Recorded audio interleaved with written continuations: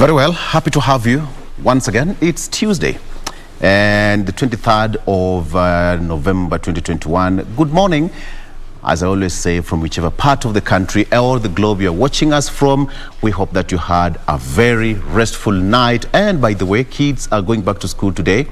I hope they had time to bond with the parents, and even you parents, we hope that you had time to teach them one or two things. They say that a child only educated in school is not educated. So that home education is also important. How about that? My name is Victor Law. Welcome to the program. The 7th and last Devolution Conference is happening today in Makueni, Water Boys High School, and it's going to be happening throughout the week, and we'll be having that later on, part of the discussion that we'll be looking at devolution and some of the hits and misses so far. And our reporters are also on the ground and will be giving us more details in our subsequent bulletins during the day and of course throughout the week. A lot happened during the politics, in the political scene yesterday, and it now emerges that President Uhuru Kenyatta has called off the National Delegates Conference, which was scheduled for 30th. He is out of the country. But is that the reason? I will give more details. Once again, welcome to the show. My name is Victor Olo. Jen Wamboy. Waza. Waza. Waza. We have a split 4. Yeah. So starting with good one. The direction is perfect. Yes. Good morning, and welcome to the program. I am Jane Wamboy. As always, we appreciate that you have made time to be with us today.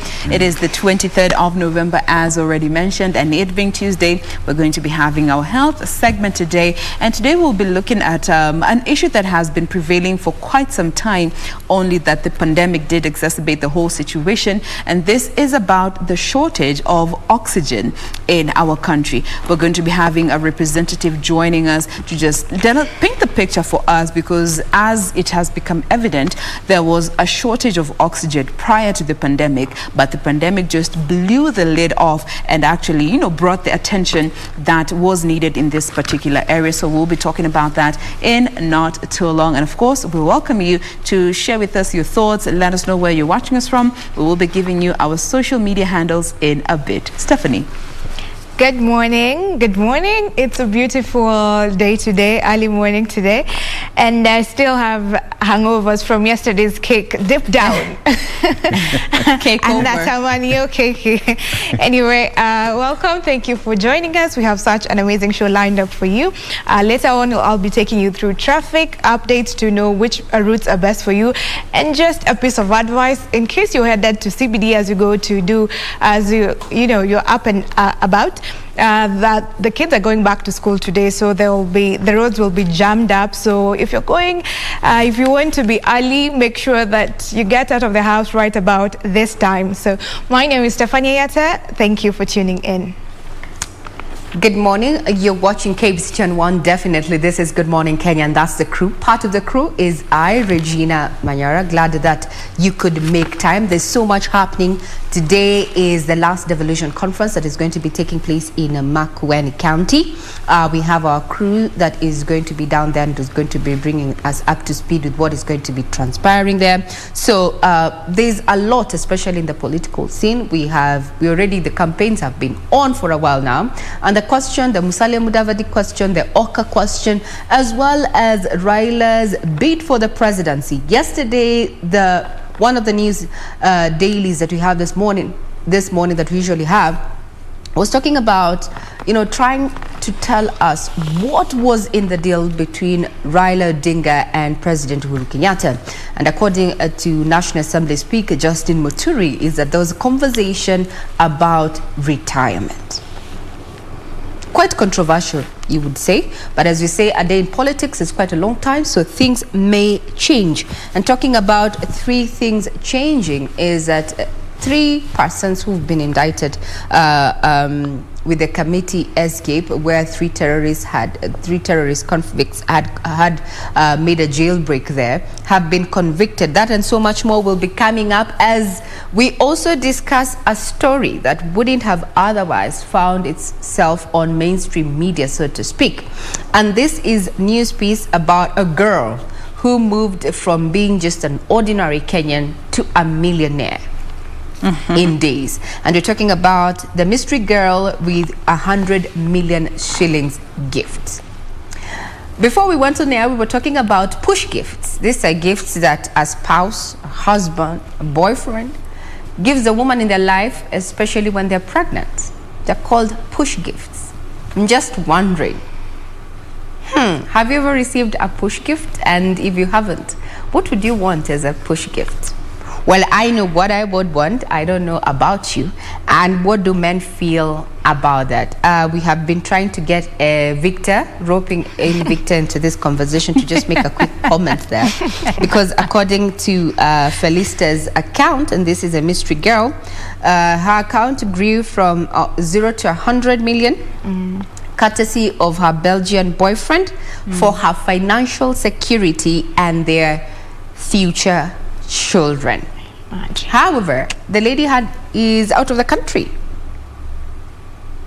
We'll be keeping tabs on that, but I want to know, Victor, push gifts. An alien concept?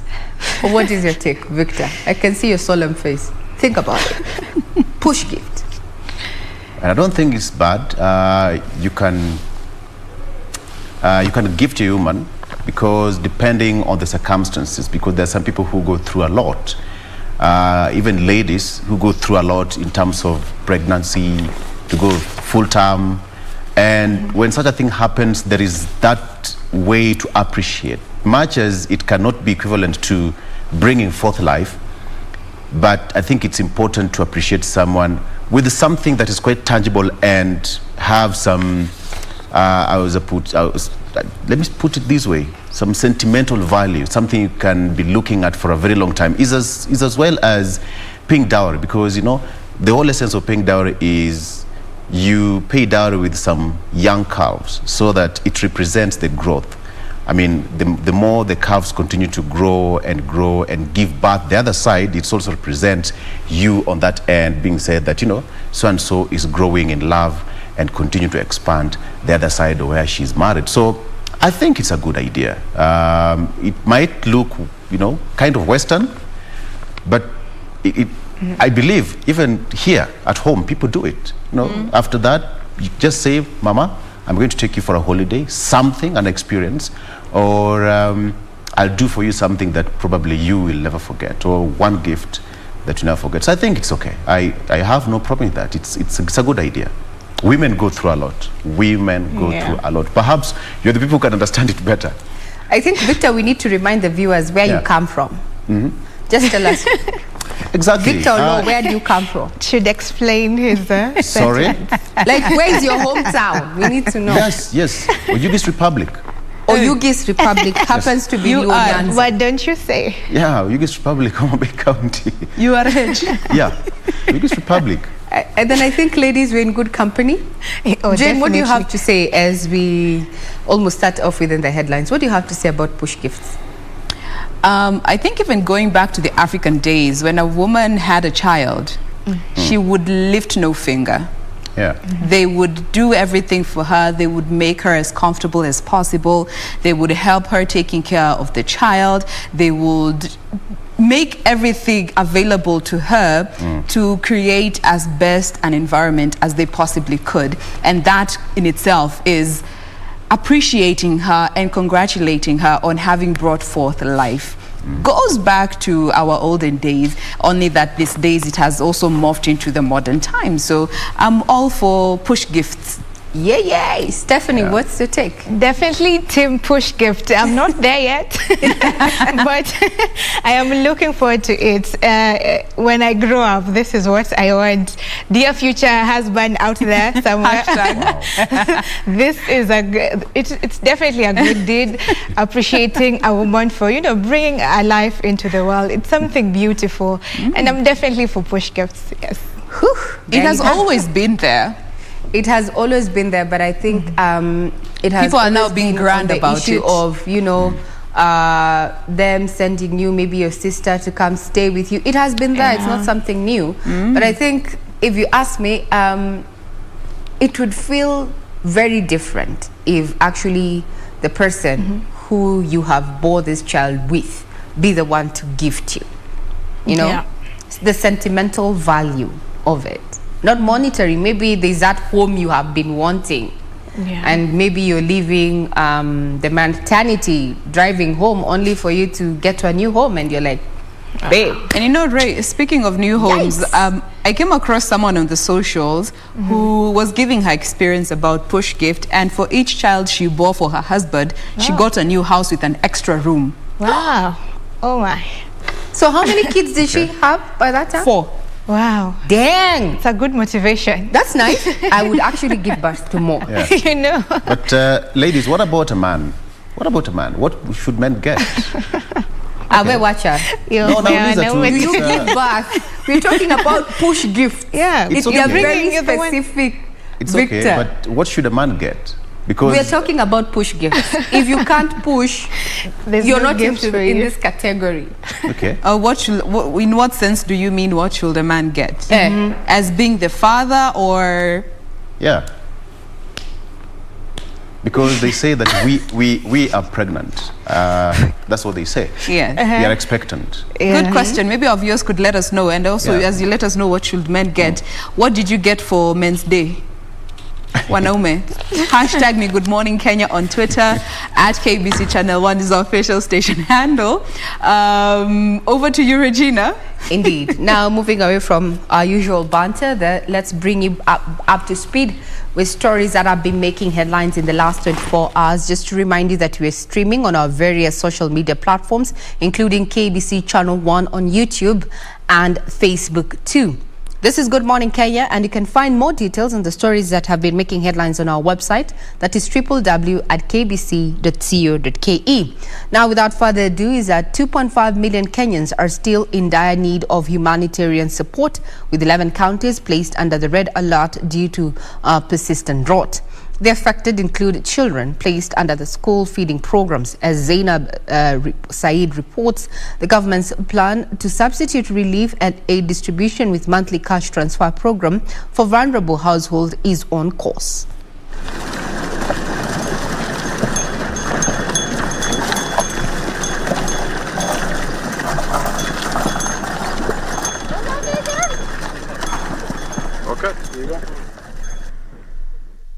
More than 2 months after the government declared drought a national disaster, 23 arid and semi-arid counties are still experiencing the natural calamity which has caused a humanitarian crisis. As promised, the government will from the 1st of next month begin giving each affected household 3,000 Kenyan shillings monthly. The stipend is meant to boost the existing 2,000 shillings given per household once every 2 months under the Inua Jamii program. The lessons we have that we are in the right direction. I think round over every countries which find themselves like in a situation that we are in, cash transfer has been found most suitable. And in Kenya, we are working with the Safaricom. And for those people most people have telephone, cash transfer has been very efficient, and we believe.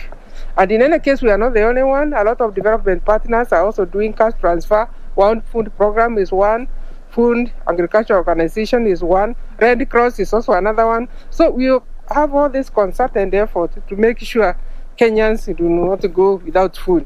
Let me stop. At the same time, Cabinet Secretary in the Ministry of Public Service, Gender, Senior Citizens Affairs and Special Programs, Professor Margaret Kobia, says they will distribute food to schools in the affected regions. Areas. So we just want to say thank you very much and for this support.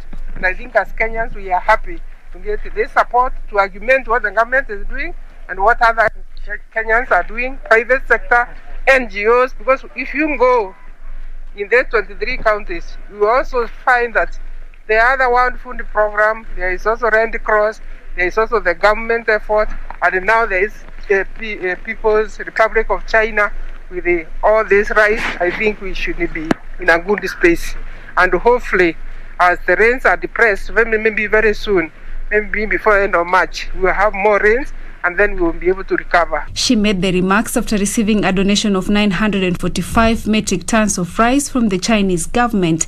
The final consignment, consisting of 890 metric tons of rice, is expected in the country by the end of this week.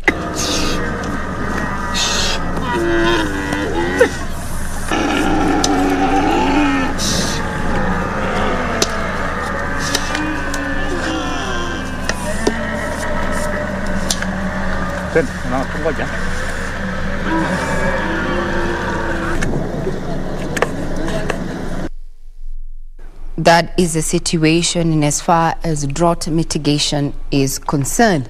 On to matters security and a story that took the country by storm. Now, an update is that the former committee prison commandant Charles Mutembe, his deputy Joseph Loklari, and 4 warders will remain in custody for 8 days. The anti-terrorism court in Kahawa Principal Magistrate Boaz Ombare said the days are sufficient to allow completion of investigation. This comes as the 3 terror convicts who were rearrested last week after escaping from committee were placed under the custody of the anti-terror police unit. At anti-terrorism court in Kahawa on Monday afternoon, the investigating officers sought the detention of 6 committee maximum prison warders, including the commandant Charles Mutembe and his deputy Joseph Loklari, for 30 days pending conclusion of investigations into last Monday's prison break incident in which 3 terror convicts escaped. Principal Magistrate Boaz Ombare ruled they stay in custody for 8 days.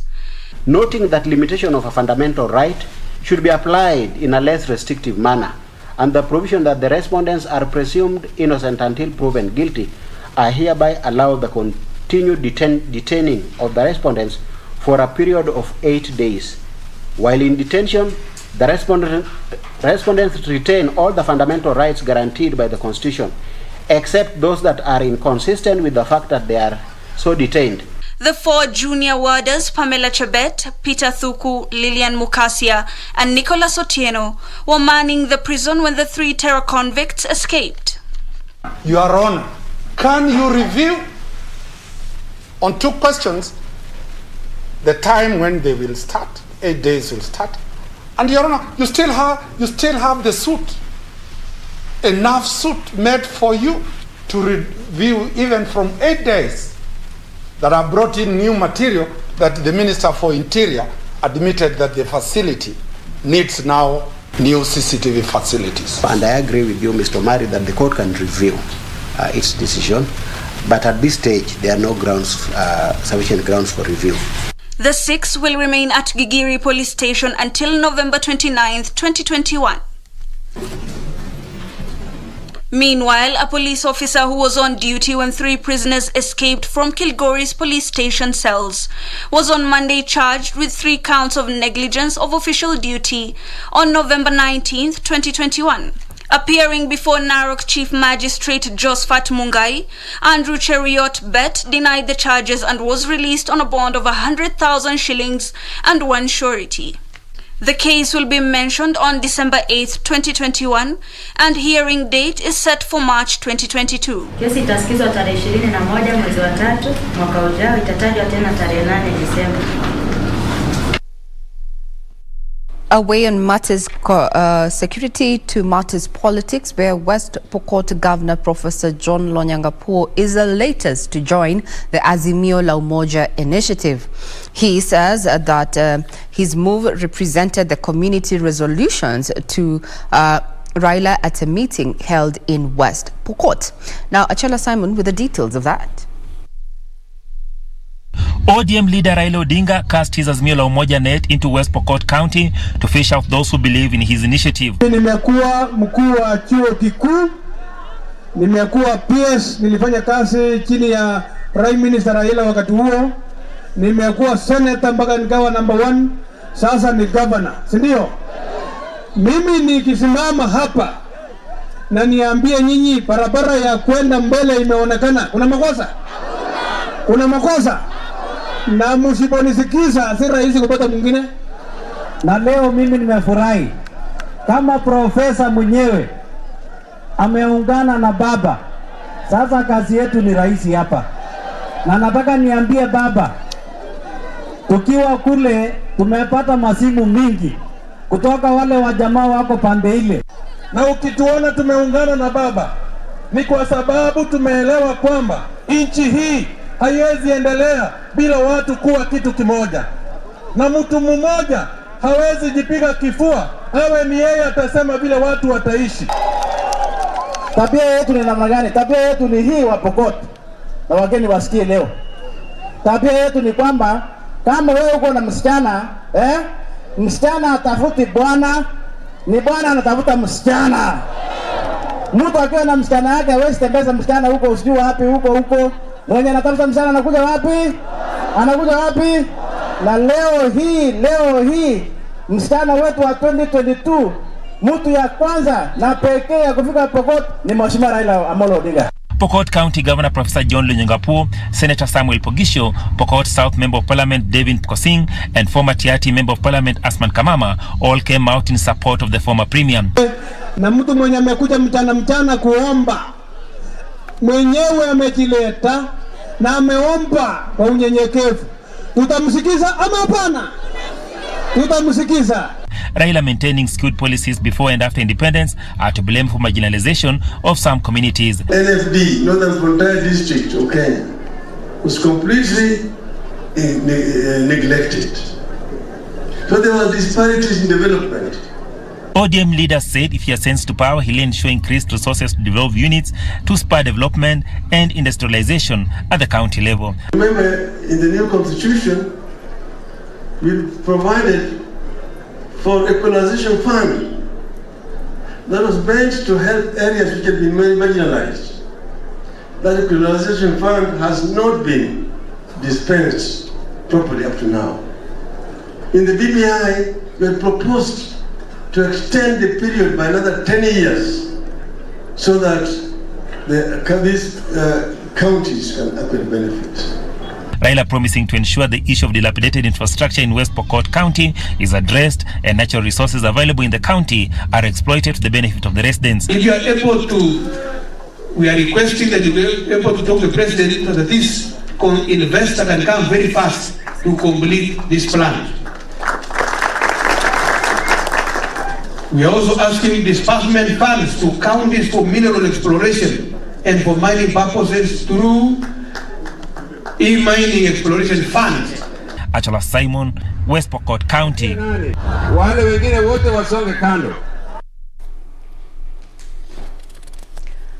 Deputy President William Ruto has lashed out at politicians who he said are fond of using the Mau forest as a tool for political mileage. Speaking in Narok County after attending Thanksgiving ceremony for Nairobi-nominated MC Leah Mtimama at Olpito, Ruto said that the Mau issue is a gone case after illegal settlers were evicted from the forest to pave way for its restoration.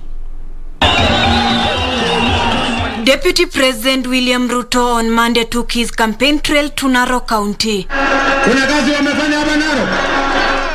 castigating those riding on Mau forest conservation issue and fueling animosity across communities. Hakuna barabara wamejenga, hakuna stima wamejenga, hakuna equipment yoyote wameleta, hakuna TTI yoyote wamejenga, wametuzoea kuja kutugawanya kwa mambo ya Mau. Mimi nataka niseme hapa, the Mau question is closed. Wale wengine watafute sera ya kuuza, wawache kugawanya watu, tumekubaliana. The Deputy President dismissed the assertion that he is opposed to the reclamation of the Mau forest, saying he is in the front line in conservation of all forests. Hatuwezi kwenda mbele kama Kenya kama watu milioni 14 wako blacklisted kwa CRB. Na mimi nasema mwaka ujao tunaweka bilioni 50 kwa micro, small and medium enterprise. The DP was accompanied by a host of leaders who rallied for his support based on his track record. Nataka niwaambie, ukijaribu kupandisha tinga mlima itaanguka, lakini ukisukuma wheelbarrow ukisukuma Wilbaro itapanda. Ya constituency yote 6 ni ya hasla, ama mnasemaje watu wa Narok? Uchumi wa nchi tunataka kuunganisha Wakenya na tunawapatia kiongozi ambaye hako na sera.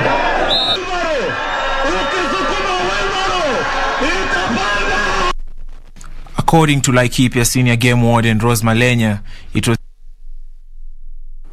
Well, you can get further details available on our website, www.kbc.co.ke. For now, we take a quick break. We'll be right back with those stories that are making headlines.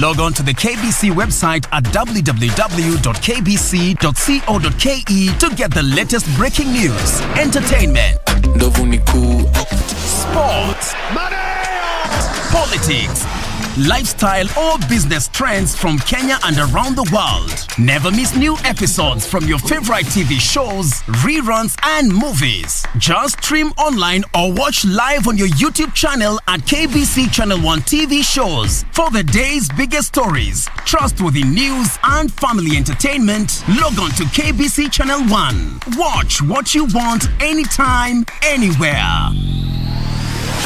The 7th and final annual Devolution Conference is back. The conference will take place from 23rd to 26th of November 2021 at Makueni Boys High School, Makueni County. The theme of the conference is multi-level governance for climate action, with a sub-theme, Sub-National Mobilization in Unlocking the Full Potential of Climate Action During and After Pandemics. The conference will be officiated by His Excellency Uhuru Kenyatta, President of the Republic of Kenya. To register as a delegate or exhibitor, visit www.devolutionconference.cog.go.ke or call 0718 242203.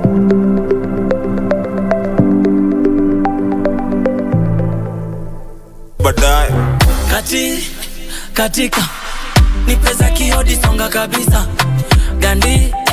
gandisha ni pesa mikogo ntagi kwa Twitter ati mapenzi bila pombe ulisikia wapi tena tuache kunywa pombe ulisikia wapi siri yako imekuwa nini kakaangu? Siku zote ukiwa mpambanaji alafu unafanya kitu watu wanaelewa, obvious tutapiga tu kazi. Kuna story ya shortcut hapa nje. Lazima tu ufanye kazi ile inafaa, ujisukume kabisa, umake sure kitu ina maana.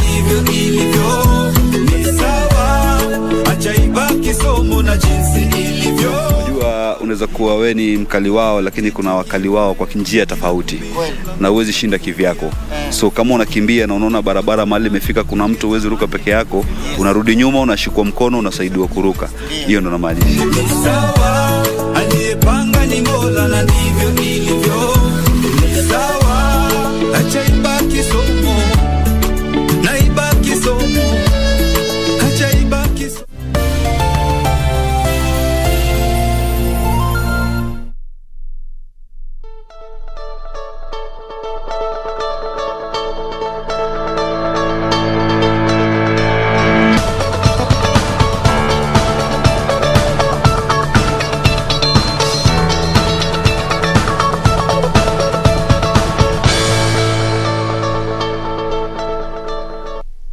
Good morning once again. Glad that you could make time. You're still watching KBC Channel 1. We're bringing you up to speed with stories that have been making headlines. Now we start off with the counties where the Kenya Wildlife Service has raised concern over the increased cases of poaching by criminals who pose as herders. KWS says that at least 45 elephants have been killed in the last 11 months. More of this in our county news roundup. According to Laikipia Senior Game Warden Rose Malenya, it was initially thought that the wild animals would have died as a result of the ravaging drought, but reports according to KWS veterinary doctor indicate that the elephants were shot dead by suspected poachers. In the past 3 months, thousands of heavily armed herders have been invading conservancies and private property in the county in search of pasture and water for their cattle. Tulikuwa tunatarajia wakati huu ndovu wakufe kwa sababu ya ukame. Lakini ndovu wengi Laikipia zaidi ya 45 kuanzia Januari mpaka saa hizi wamekufa kwa sababu ya kudungwa ya bunduki. And the population of Mai Mahiu town in Naivasha is expected to double in 5 years due to the upcoming infrastructure projects that include multi-billion industrial park and the SGR. According to Nakuru Governor Lee Kinyanjui, demand for land has risen with the area between Mai Mahiu and Longonot Center identified as the logistics center for the park. Hii area yote ya Longonot kuja mpaka huku itakuwa ni mahali ya logistics. Mahali ambapo vijana wetu wale watakuja kufanya hizo makazi ya kuchukua cranes. Kwa hivyo pia I'm challenging you, watoto wetu wale wamemaliza form 4 tuwapeleke kwa courses ambazo ni za warehousing, cargo clearing. Meanwhile, leaders in Eastleigh have termed as unfortunate utterances by Kiambu Senator Kimani Wamatangi that there are cheaply available firearms for just as little as 1,000 shillings on Eastleigh. Wamatangi amesema uongo. Hakuna bunduki hapa inayouzwa shilingi 1,000. Hakuna ugaidi na uhalifu hapa. Hakuna wananchi ambao ni second class citizens hapa. Tuko sawa. Kwa hivyo tunamwambia aseme, aende kwa magazeti na vyombo vya habari, apologize kwa watu wa Eastleigh. Elsewhere, Planet Gold Organization is in the process of setting up model mining sites in Kakamega to showcase new technologies and best practices to be adopted by artisan miners. Western Regional Project Officer of Planet Gold, Convin Omondi, said at the end of the 5-year project, artisan miners will be expected to shift from their old mining methods and reduce on mercury use. We'll come up with the best mining methods which are alternate to mercury use, and we'll try to educate miners to adopt those best technologies. And plans are underway to fast-track the registration of community lands in some 24 counties normally inhabited by pastoral communities in the country. Land and Physical Planning Chief Administrative Secretary Alex Mburi said the move is meant to end conflict among the pastoral communities. And the Coca-Cola system in Kenya has unveiled this year's Christmas campaign under their newly launched Real Magic philosophy and platform. The campaign seeks to celebrate the real magic of humanity when communities come together.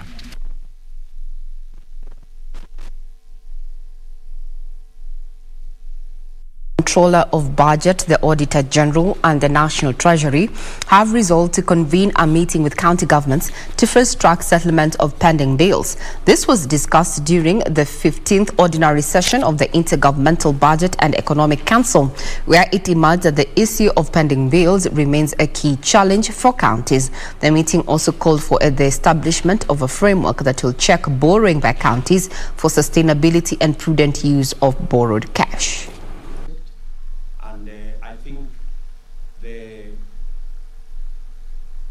Opportunity presented by Laikipia County as the first ever county to borrow under this framework will be we did actually interrogate ourselves in making sure that the swings when we have an election of revenues going down and up is something that concerns all of us, and going into the future we must, all of us, make the elections less acrimonious, less controversial, so that we can keep the country moving. Even when we have an election, it doesn't affect our performance or the performance of our economy. You have informed the nation. These are the matters we discussed and agreed. I think the only thing I can do is to congratulate you on your leadership of the council in ensuring that we move forward together. You will be able to lodge a claim in real time from a road accident scene following the launch of the claims registration application system by the Association of Kenya Insurers. This move is part of strategy to curb insurance fraud. Data by the Insurance Regulatory Authority indicates that there were 45 reported cases of insurance fraud between January and June this year, compared to 64 in a similar period of 2020. To stem this, the underwriter body has rolled out claims registration application system that will, among others, allow claimants to lodge claims in real time using their smart gadgets. The system is in the form of a mobile application that can be downloaded on smartphones. The association argues that the app will help curb fraud and other vices in the motor vehicle class of insurance business, and ultimately, this will quicken the time taken to settle motor vehicle insurance claims. The system has several features, including insurance status verification at the point of registration, geolocation, picture and video capture of the accident, and users can as well dial service providers such as ambulances or towing services, and one can get notifications on the claims process. Insurers have in the past stated that cases of fraud in the form of multiple insurance contracts and claims on a single vehicle are rampant, as well as collision by agents. Just a quick update on matters. Other stories that have been making headlines in as far as business is concerned is that the shares of the National Bank are to be delisted come Thursday from the Nairobi bourse. This is after the lender's acquisition by the KCB Group, as well as now Marsabit County is going to be hosting, or rather the most suitable location for 7 key contenders. That is, it beat other key contenders for space port. And it was running against Laikipia, Kilifi, Tana River, Isiolo, Turkana, and Narok. Now, according to the Kenya Space Agency Director General, Colonel Hilary Kipkosgei, says the development of a space port would foster research, innovation, and growth knowledge in Kenya. When you're talking about space, I'm talking about, think in the terms of NASA. Not NASA, the political outfit, but NASA when it comes to matters of space. You can get further details on our website. Now let's cross over to the sporting arena, where 800 meters world record holder David Rudisha has announced his comeback from a leg injury on his social media platforms. The athletic top cream said he had a successful surgery of removal of an implant on his left leg that has been there for the last 1.5 years. In 2019, David Rudisha was involved in a serious car accident. In May 2020, while preparing for a comeback, he sprained his left ankle while walking near his home in Kilgoris, Western Kenya. The injury made him miss the Tokyo Olympic Games, where he was set to defend his title after he won a gold medal in 2016 Rio Games. Rudisha holds the world record in 800 meters, which is set in 2012 during the Olympic Games of 1 minute 40.91 seconds. Through his social media account, Rudisha announced that he'll be back in the field after a successful surgery of removal of an implant on his left leg. What's the time? It's a world record here in London at the Olympic Games. The impressive athlete will be hoping to continue his sparkling performance in the coming season. ODM leader Raila Odinga has donated 500,000 shillings to Kenya Premier League side Sofapaka player Wisdom Naya, who is battling cancer. The 18-year-old was diagnosed with a thigh tumor known as soft tissue sarcoma, a rare type of cancer, and is raising funds to cater for his treatment in India. Raila Odinga's tour of Trans Nzoia County meant much about 2022 general elections for residents, but for ailing Sofapaka midfielder Wisdom Naya, it was a godsend financial support for his battle with cancer. Youth from Matisi, Mitume and Kisumu Ndogo slums had a clear message for Raila on the placards to seek help from Raila for their fellow young man. The former Prime Minister donated 500,000 shillings to the family of the ailing midfielder, while Saboti MP Caleb Amisi also gave his donation of 100,000 shillings. Serikali sana sana, if we can have a special hospital specialty hospital tu vile tuko na Kenyatta Hospital ambayo kazi yake ni mambo ya saratani, cancer patients. Now if you are coming to contribute kwa mtu kama huyu, mnataka mcontribute ndio aende India. What about ule mwenye hajaona baba? Nataka tu kushukuru sana mbunge wetu Mheshimiwa Caleb. Nasema asante kutoka ndani ya moyo wangu, kwa sababu mimi kama mzazi kweli ni changamoto. Ugonjwa huu venye mheshimiwa amesema, saratani si ugonjwa ya rahisi. Mimi pengine nilikuwa stable kimaisha, lakini kuanzia kijana wangu aanze kuugua, ukweli nimepigika kabisa, nimepigika. However, the gifted Naya is determined to overcome the deadly cancer and come back stronger on the pitch. The St. Anthony's Kitale alumnus who has been diagnosed with a cancerous soft tissue sarcoma has successfully gone through 3 intense chemotherapy sessions at a local hospital in Eldoret, courtesy of Batoto Bamungu's sponsors Betika.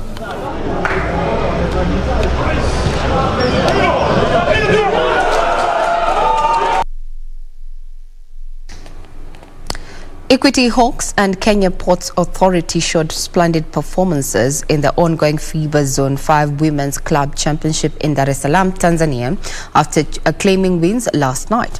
Hawks beat Gladiators of Burundi 45-27, while KPA beat Energy Group of Rwanda 67-57 points.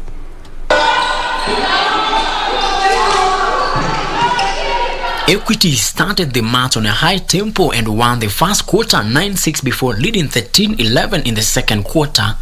The Hawks then won 12-4 and 11-6 in the third and fourth quarters respectively.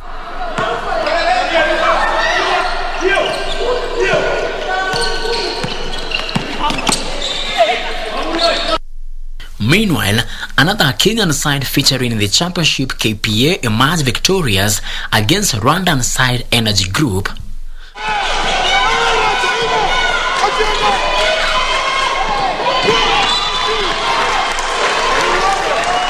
Action continues tonight with KPA taking on Gladiators, while Equity will be up against OSDB Leonesses. All eyes will be on the final day of the round-robin competition, where Kenyan sides KPA and Equity clash to determine who will be crowned champions of the competition. Frederick Mwoki for Channel 1 Sports.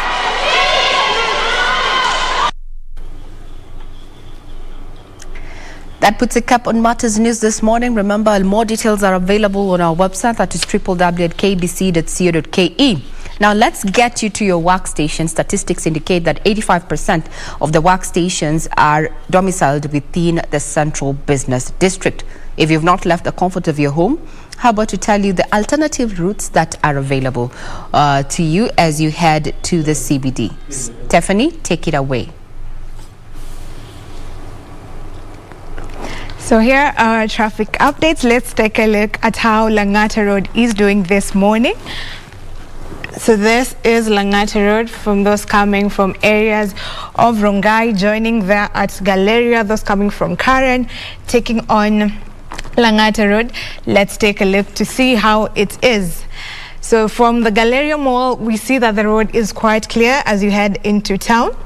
Into the CBD, it goes like this all the way up to when you get to Langata Barracks. Here's when it gets crazy because the traffic over here is jammed up. The road is jammed up all the way from Langata Barracks past the Southern Bypass to areas of around Carnival Stage. So if you're in this lane, you probably need to order something on the road because you're about to stay here for quite some time.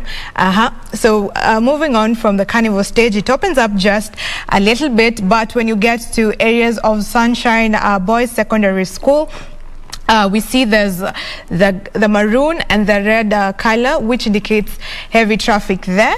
So you might as well stay on the road again for some time. So if you're coming from home, prepare for some traffic delays along this route. It could be owed to the fact that students are going back to school today. So you will also see some alternative routes when we get to the T-Mall there, but all the way to the T-Mall, we see that there's traffic. It opens up just a little bit there, and then past the roundabout, if you choose to take up the the Langata Road, we see it's clear all the way to this roundabout over here. As you move up to the Nyayo Stadium roundabout, we see that the road is quite clear, nothing serious. When you get to the Nyayo roundabout, it's all good all the way as you head to the CBD. But okay, there's a lot of traffic in this area headed to the CBD all the way to town, to the Haile Selassie roundabout, so you need to prepare for some traffic delays. That's just about the traffic updates for now. We'll be bringing you some updates as the traffic keeps on changing. So we take a small breather and we come back with the headlines.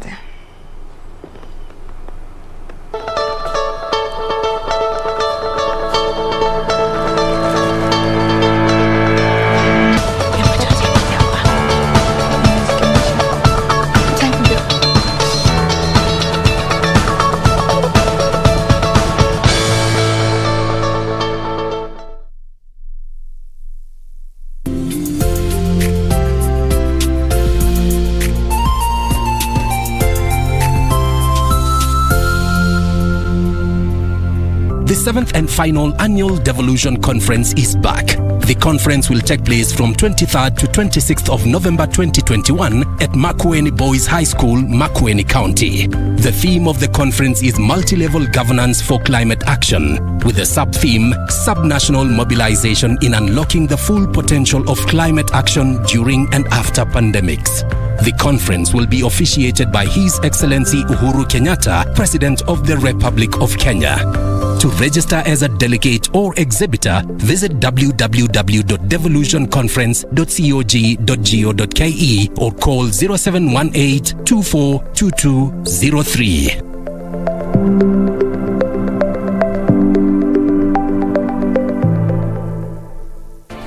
Do you have a news story to share with KBC?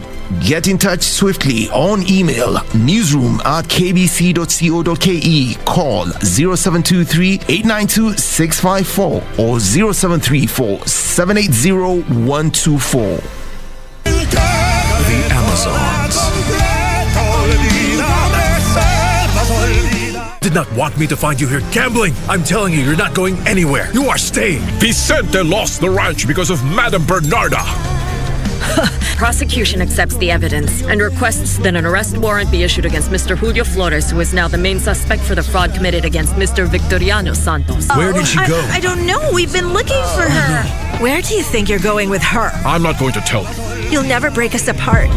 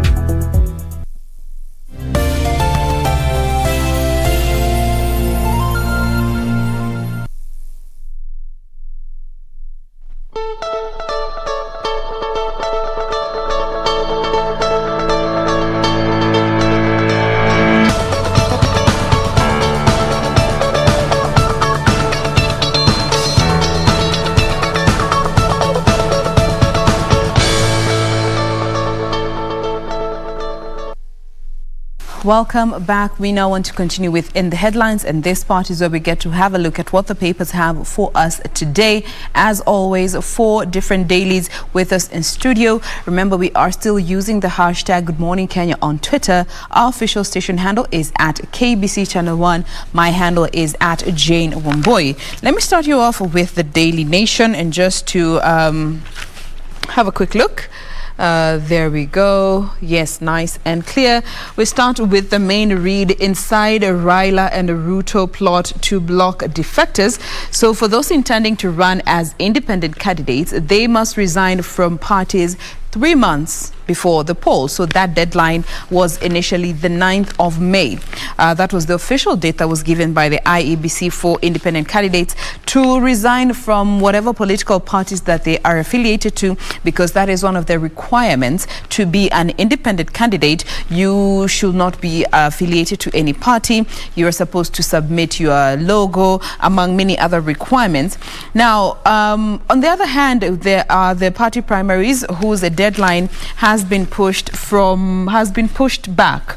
Initially, the IEBC had put the dates between the 16th of April through to the 22nd of April, which did give enough time to, independent candidates who were hoping to be independent candidates if they lost during the primaries. But now IEBC has pushed these dates further, and they have pushed the deadline for party primaries to the 26th of May, which is way beyond the 3-month threshold that is required by IEBC for any independent candidate. And this, of course, favors some of the political parties because, if you lose in the primaries, you cannot defect to become an independent candidate. You just have to sit it out and wait for future opportunities in that case. So this is a win-win.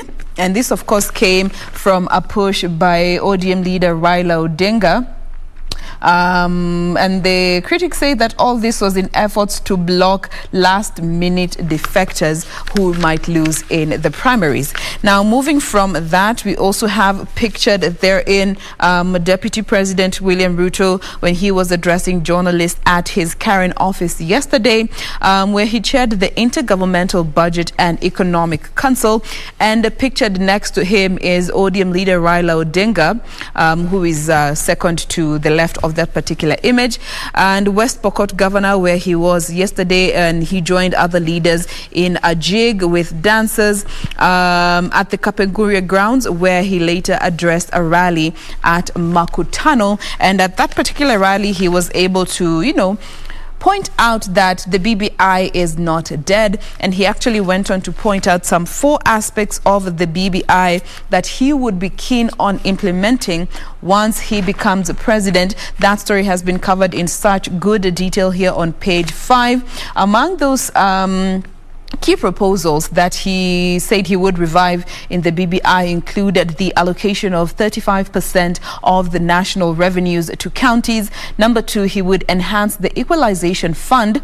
Number 3, he would implement the 7-year tax holiday for youth-owned businesses. And number 4, he would provide cheap loans for small and medium enterprises for that matter. Now, away from politics, there is an interesting piece here: what women do in search for fuller and shapely bodies. These are transactions that are done along River Road, and I'll be giving you more details about this particular piece because it's actually one of the vendors at these beauty shops along River Road that sell breast and bosom as well as hip enhancers that has actually given the details to this particular story. Details coming up in a bit. Victor. What about men? What to go through to have that product chest as big as 10 acres? We know what to do. Go to the gym. Kama kuna nyonenanga River Road. There are men who go to River Road. I have no idea. For the cream, they need to come up with the creams, the pills, and the injections. Yeah. It's a big world. How many of us do? It's a big world. You'll find them there. Jenny, remember there's a story you highlighted and told us that some men are actually purchasing breast milk. Yes, and actually it was a crisis in Tanzania because there was an acute shortage of breast milk for infants. Oh my. Okay. Because men were consuming the larger percentage of breast milk and purchasing as well. Reason? Breast milk is known as liquid gold. Yes. And it has a lot of nutritional value because they look at, aside from a child being in situ in the uterus, the fetus, the first year of life is when children experience the most rapid growth. Yes. That is second to being in the fetus. Yes. And basing on that, they thought bodybuilders that they would actually get the same benefits from breast milk as children do. That was bizarre. Okay, so can we call them big babies? We sure can. That's one way to look at it. Big baby. Hey, that's interesting. So you can imagine you have a bodybuilder there. Na kanyonyi. How do you call it? Kubisha kwako oya. Nipe packets mbili. Kwa glass. Andika kwa glass. Nipe packets mbili. And especially when it's frozen, you know those milk storage bags? Yeah. Billy on the rocks. Ini leo mani jana. And flash. Yeah. Really flash. It's just disgusting. Nilete ikiwa imemelt. Yeah. Unapiga flash ndio unaenda gym. Short. Take one shot as you go. Yeah. But it's a whole business, even in the States. Yeah. Okay. The next time you go, must to achieve certain things. Be like me. Kunywa uji and that's it. Badala ya protein shakes. Anyway. All right. Let's leave breast milk to the children, please. Because you can imagine mtoto nangangana na ugali na wewe na nyama na kachumbari na how? You have all the options. Yes. Yeah. Infants have only but one option that is recommended. So, anyway, all right. So on to the Star newspaper. Kenyatta suddenly calls off Jubilee NDC. The ruling party plans to kick out some members, seal deal with ODM. Kenyatta suddenly calls off Jubilee NDC. I will give you more details shortly. Pokot's top politicians endorse Raila, press for fair development. That is on the front page. And how Limuru farmer is changing lives with organic crops. Again, that is there. I'm going to give you a story about a nanny who was charged with beating 3-year-old for refusing to sleep. Okay. So Uhuru set for 3-day state visit to South Africa. There are over 60 South African companies operating in Kenya. So President Uhuru Kenyatta will on Tuesday, that is today, travel to South Africa for a 3-day state visit at the invitation of President Cyril Ramaphosa. Ramaphosa will host a welcome ceremony in honor of Uhuru at the Union Buildings in Pretoria, which will be followed by bilateral talks with the two presidents. There are more than 60 South African companies operating in Kenya with investments in financial services, real estate, food and beverages, entertainment services and hospitality sector. And he said that South Africa exported 500 million, that is equivalent to 50 billion Kenyan shillings worth of goods to Kenya in 2020 against imports of 2 billion Kenyan shillings. That is that. Ministry of Health, very quickly. Ministry of Health moves to restock HIV test kits for babies. This again a story that we did around a week and a half ago. And now the country will soon receive HIV testing kits for children. The Health Ministry has said the ministry attributed the current shortage of HIV early infant diagnosis reagents to disruptions in the supply chain caused by the COVID-19. Okay, very quickly into some politics here. Why President Kenyatta suddenly called off Jubilee NDC. It is the move that has cast actually a pall of uncertainty over the high-stakes plans by Jubilee to endorse a political marriage with ODM leader Raila Odinga. Critically, the Jubilee revamp plans to steady the outfit, including overhauling the National Secretariat and strengthening party positions, and now somehow in limbo. Growing disquiet has emerged among the president's allies, who are grumbling that there are reorganizations, the reorganizations would prove politically costly to them. So why did the president postpone that? Uhuru plans to deliver his annual State of the Nation address to Parliament on the same day the NDC was planned to take place. So while some of the Uhuru allies insist that the parliamentary address caused the postponement, there are hard questions as to the coincidence of the two important events. It's a whole story that you can take a look at. And very quickly into politics, Pokot big guns endorse Raila ODM leader gets crucial boost as he prepares to launch his candidature for presidency.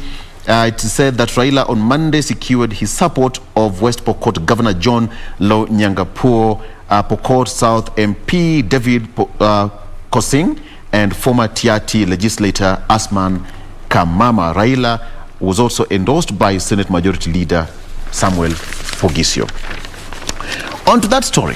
Nanny charged with beating boy 3 for refusing to sleep. Another time, she beat child with a cooking stick because he spilled soil, court was told. That did not happen anywhere. It happened here in Nairobi. So briefly, the charge sheet read in court that the said lady called Ngina assaulted PQ, the child named PQ, on various dates between October 19th and 12th at Lavington Hadheru Road in Nairobi's Dagoretti area. In the first instance, the court said that Ngina is said to have gone to her friend's place with the boy, and while there, he played with the soil in a flower pot. The soil spilled on the floor, and Ngina got angry. What happened? According to the police, she was getting ready to cook ugali, but she stopped her work in the kitchen and struck the boy so hard with the stick that it cracked. The second time, the friend who is said to have witnessed the cooking stick assault again went to the house for a sleepover. Ngina was there. The friend, court documents read, said that she was awakened by the boy's cries. She said he was being smacked on the back by the nanny in the bedroom because he was awake and didn't want to sleep. So what did the nanny do? She gave the boy a sedating antihistamine to make him sleep.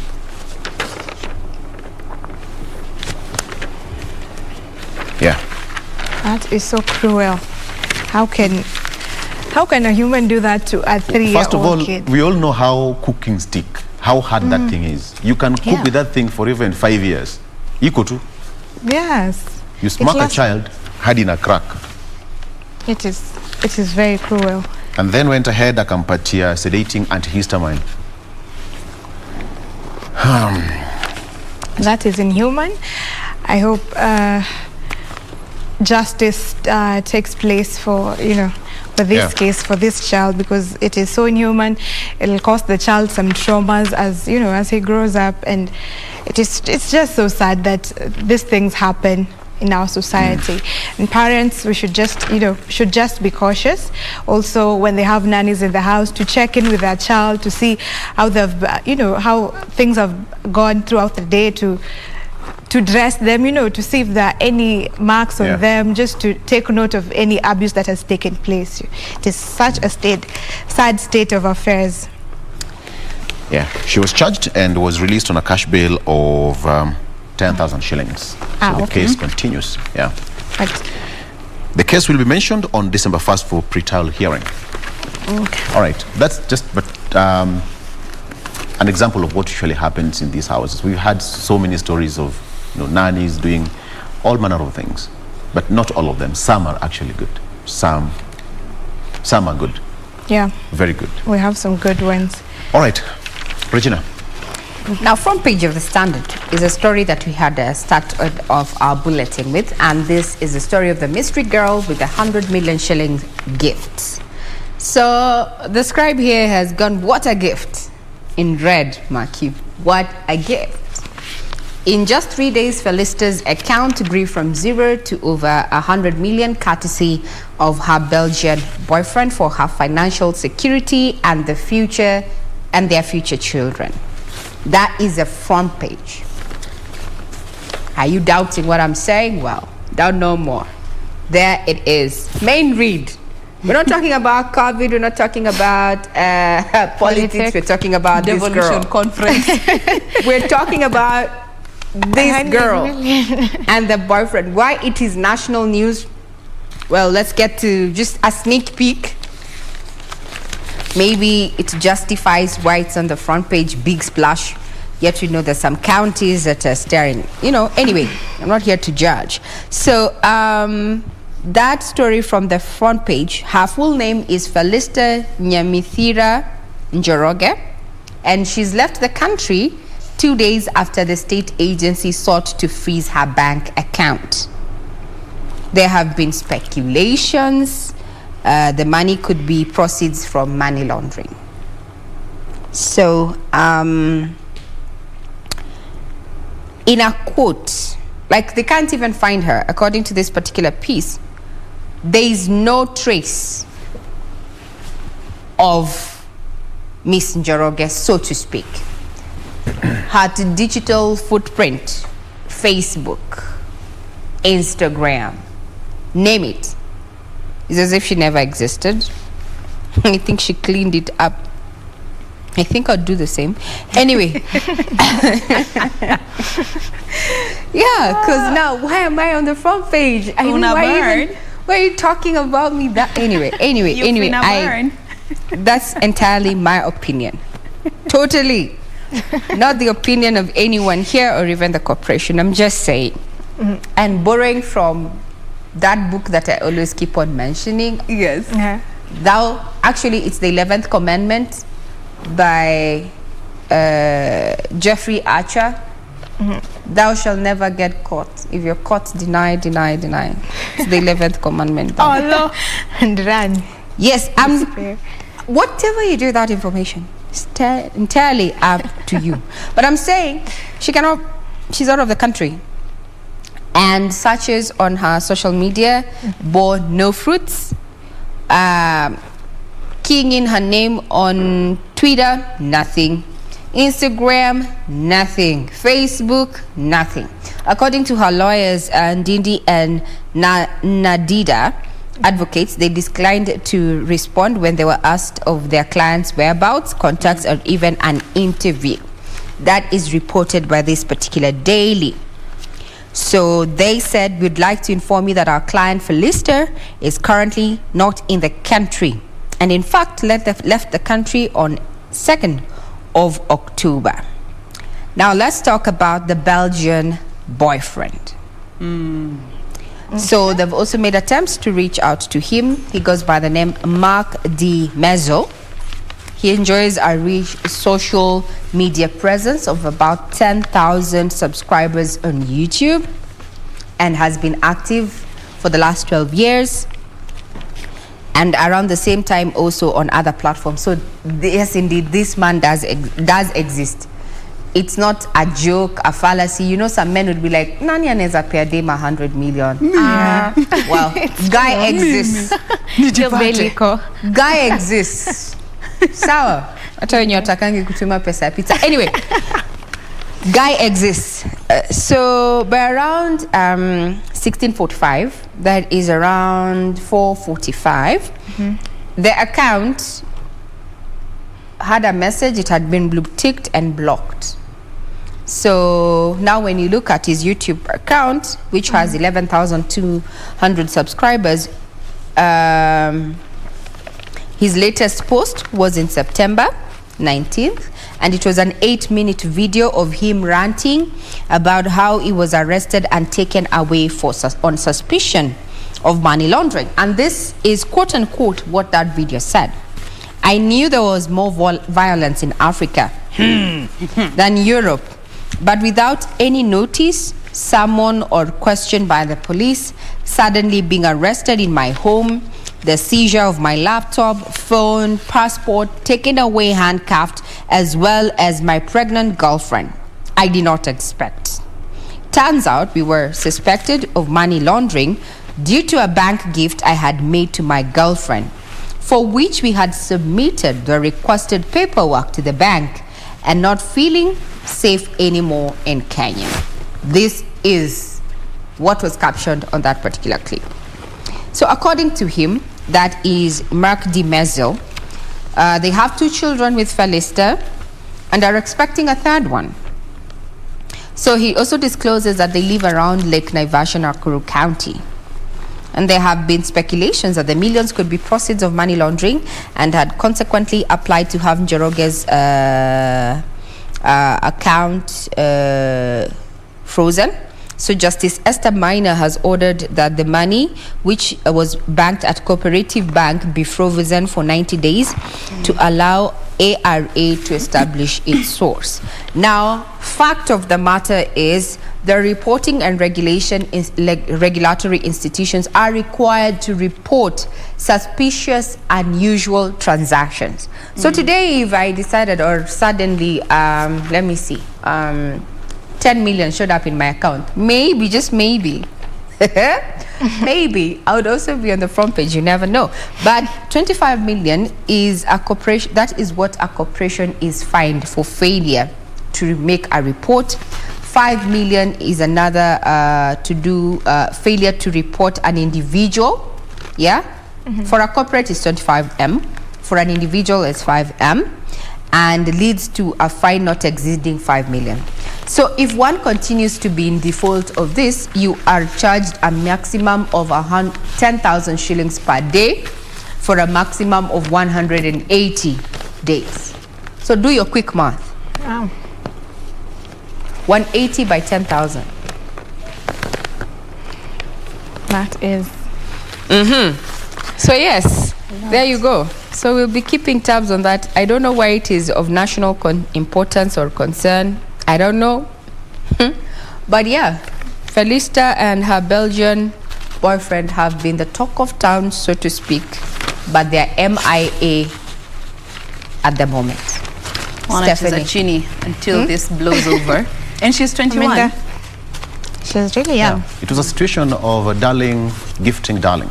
Yeah. But I think the issue came because that account did not have previous transactions that would, according to the regulation, explain such money is coming in within this amount of time that it did. I mean, batches of 25 and 26 million is not something that is considered, you know, and it's not tagged under, you know, the way there's salary payment, you know, this is a salary from this particular corporation. 100 Mike just checking in like that, and she is a 21-year-old whose lifestyle may not justify such amounts of money. And I mean, the guy, he's apparently a Bitcoin billionaire. That was just 1 million of his career. That is pocket change. 100 million, you know. And that's the thing that they were saying, that is just pocket change to him. So he didn't understand why it was a big deal. Actually, he did a video on his Instagram as well, posted at the video explaining the whole situation, how they came to his home, traumatized him. He was actually holding one of his kids, the daughter, when he was explaining this whole situation, saying the stresses it has caused his family and his pregnant girlfriend. Very uncalled for. So we wait and see, by the way, how this will play out. But I like that the chick she's just anatulia hana maneno mingi. You see, that is a point, Jade. When you have a man who is actually playing point, you do not have to justify, you do not have to give responses. He takes the whole heat. Besides, the money came from him anyway. And her response has been the same from the get-go. It was a gift from my boyfriend, and she hasn't said anything about more than that, as far as I know. She's I think she's smart, and I like what the man did. You whisk away your family until this thing boils over. We'll wait and see how it will play out. 90 days for them to investigate. Yes, then we'll know tell us what is what. But let me ask a question to all of you. If today someone gave you 5 million, would you take it, Victor? Would you? Well, it depends. No. Someone just giving you 5 million. No. Let me expound my question. 5 million, no strings attached. Someone of good repute, someone you actually trust, and they just gift you. Vic, you have been my friend. You have stood by me for so long. Jane, you have been my friend. Steph, you've been my friend, and I have struck gold in this and this venture, and because you've been my friend. Well, you've answered my question. You say the same way you've put it. That's exactly how I wanted to put it. So you've answered me, basically. Would you take because listen, It depends on the circumstance. Okay. It depends on the circumstance, because a stranger coming my way and say, Victor, this is 5 million bob, man, it doesn't add up. Devil worshiper. No, it doesn't add up. It doesn't add up. 5 million shillings is not 2,000 shillings. That is a devil worshipper. You'd take off running. That is a 5 million bob. Some people grow until they get into their sunset days without even having that 5 million worth of their wealth. So at 21, the lady got 25, 26, and then kidogo 100 M. Okay, for her it was a gift. Which So again, Victor, from if the boyfriend, someone of good repute, someone who knows you, gave you 5 million, would you take it? first of all, I will question. However close you are to me, 5 million Yes, bob but is would you not. take it after all your answers are given, after he or she has given the answers? Would you take it? I would take it, but question the source. Asante sana. Thank you But very much. question the source. Jane, someone you know gave you 5 million. Would you take it? Hatukatai mambo ya Mungu. Jane And has the put Lord it so shows well. up for you. Thank you, Lord. Open arms. Steph, what about you?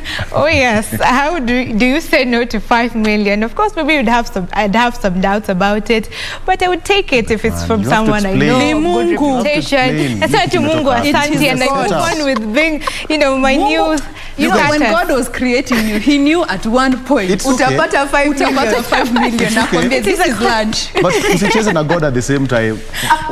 Wewe unajua 5 million ni nini? Unaweza hesabu God 5 does million. not give you something that you cannot handle. overcome. Regina, you belong to the business desk. Do you know how Lakini ikuje kama cash. ikuje kama cash? Unaambia sasa Regina, sit here, okay?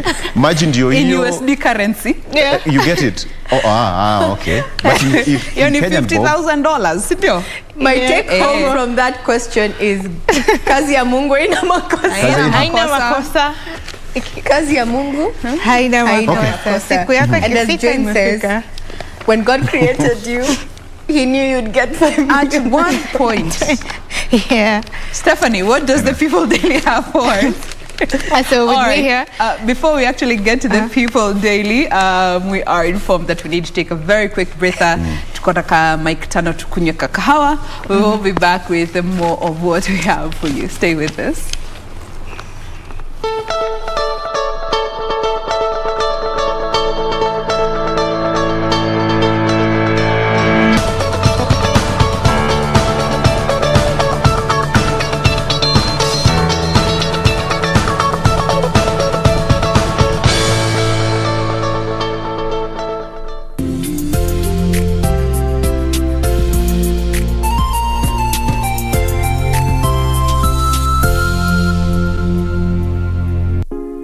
The Kenya Medical Training College will hold its 90th graduation ceremony on December 2nd, 2021 at KMTC Graduation Square, Nairobi from 10 a.m. A mandatory graduation fee of 2,500 Kenya shilling is payable on or before 30th November 2021 to National Bank via the details on your screen. Adorning graduation gown will be optional, and graduates wishing to get one can visit KMTC headquarters in Nairobi from 15th to 29th November 2021. Join the event on the KMTC YouTube channel at KMTC Official. Visit www.kmtc.ac.ke for more information on the graduation, training programs, and application procedure.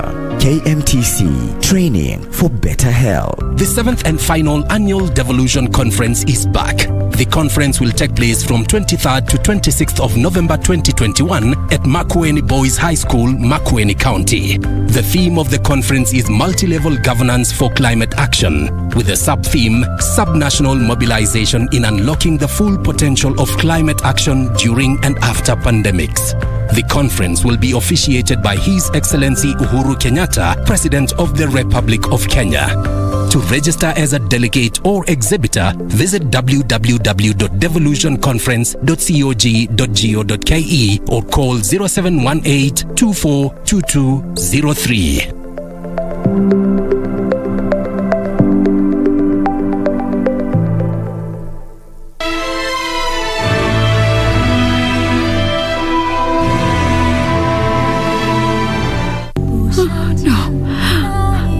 I didn't mean to hurt him. I just had it taken to Wanaan Palace. I didn't mean to harm him. Wanaan Palace? Did you want to... Shut up. Save him, please. If you can save him, I'll let you be the Empress. I really didn't mean to hurt His Majesty. I really didn't mean to hurt him. I had it coming. That day I saw you poison the Imperial Empress Mother. I should have known I'd die by your hands one day.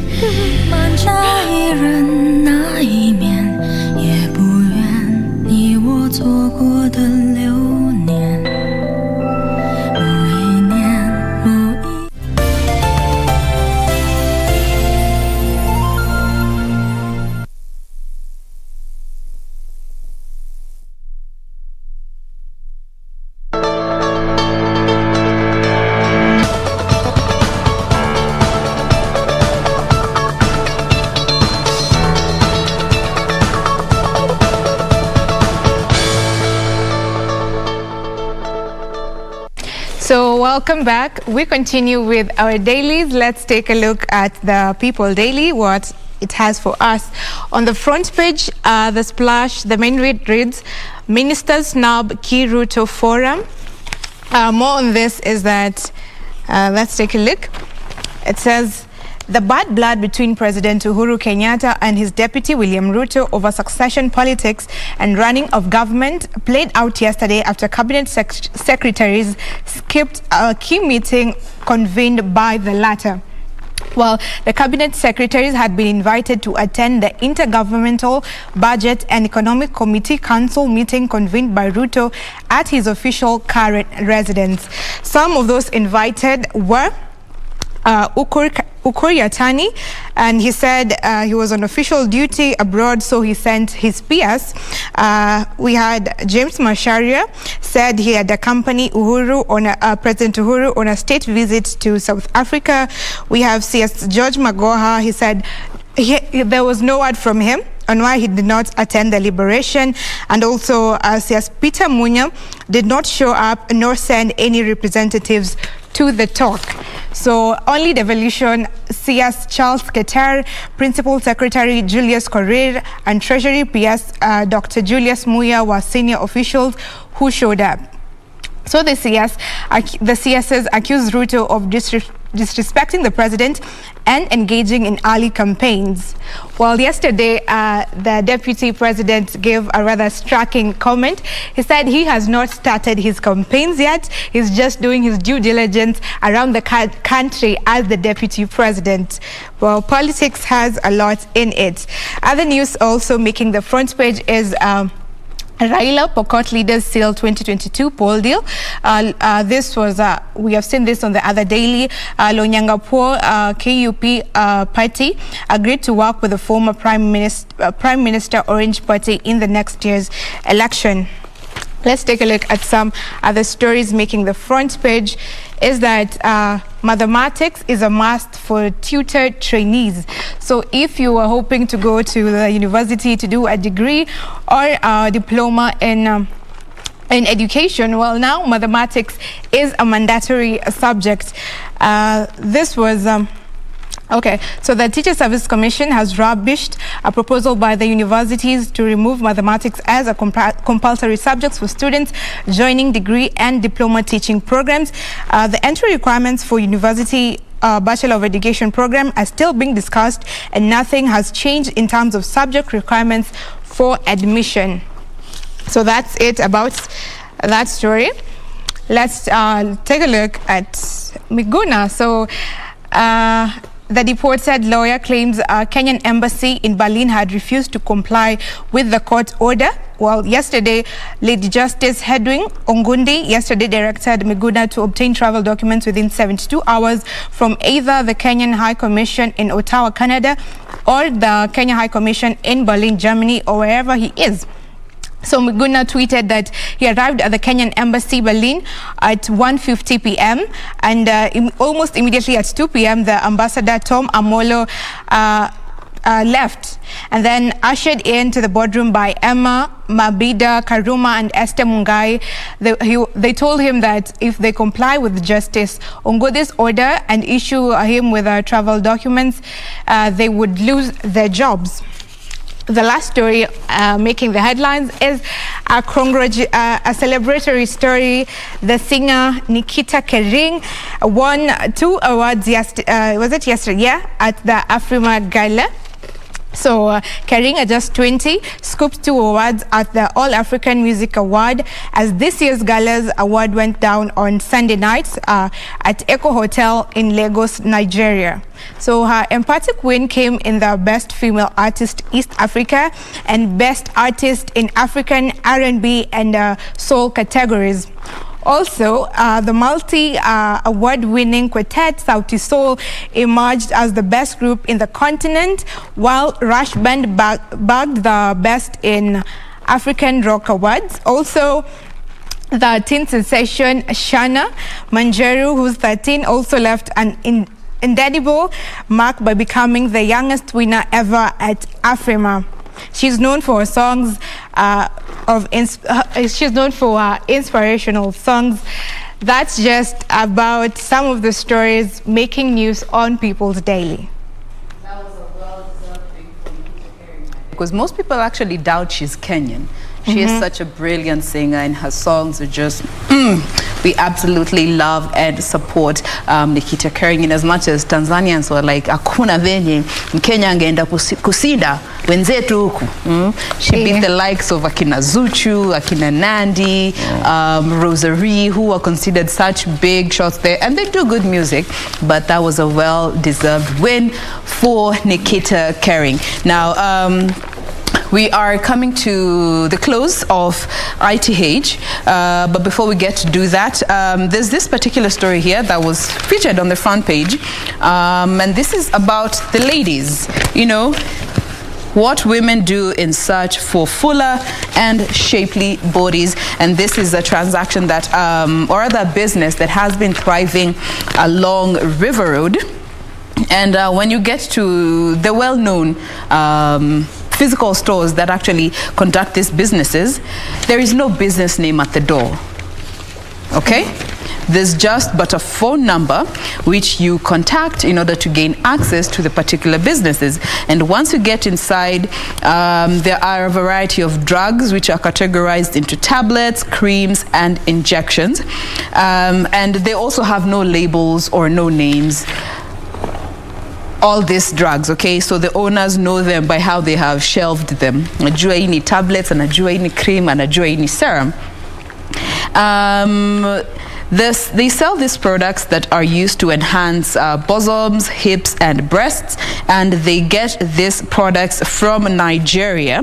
The Nigerians don't tell them what they're called, they just tell them this is for hair, this is for this, and this is for that.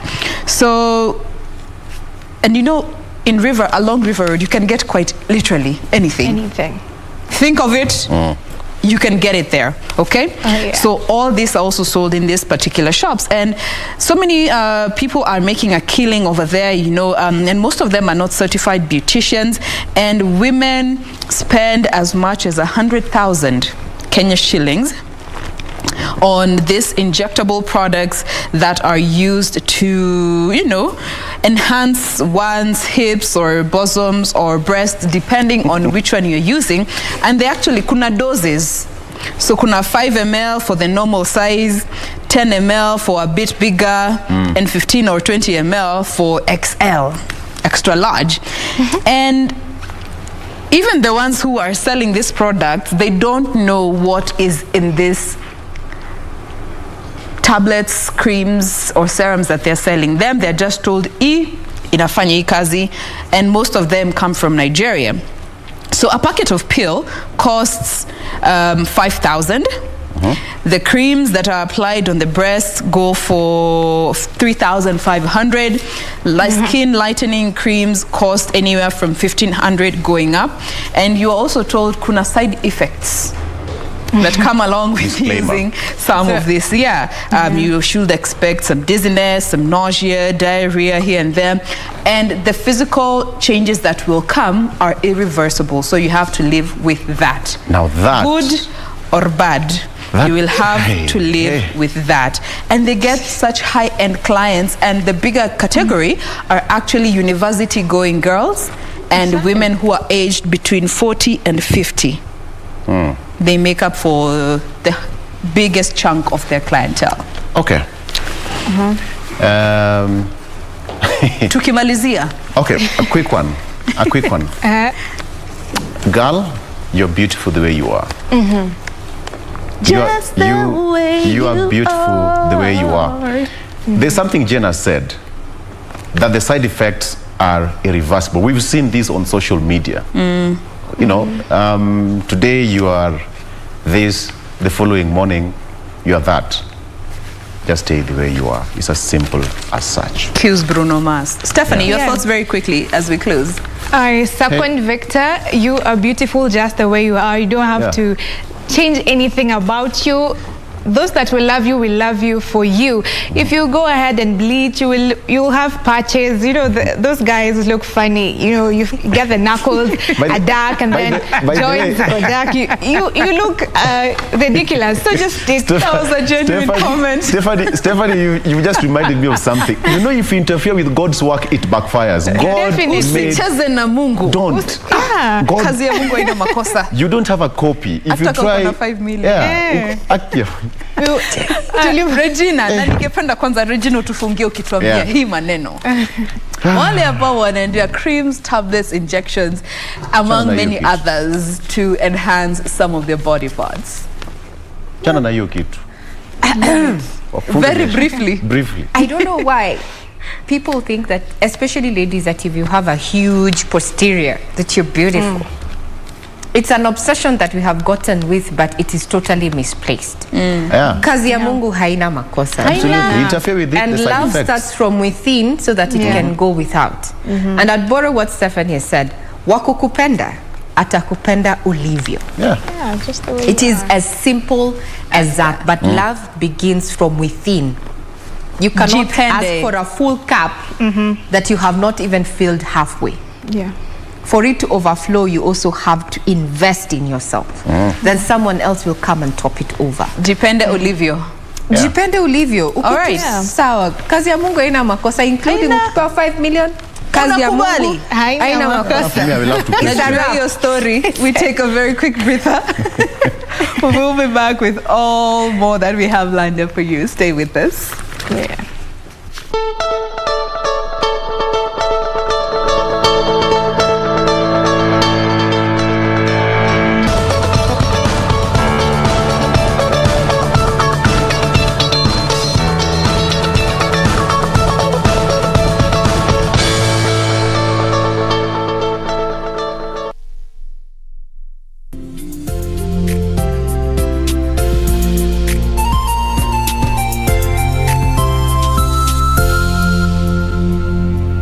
Ili kupata sikiza tune hii ya Galatians chapter 2 verse 20, bonyeza star 811 star 397 hash.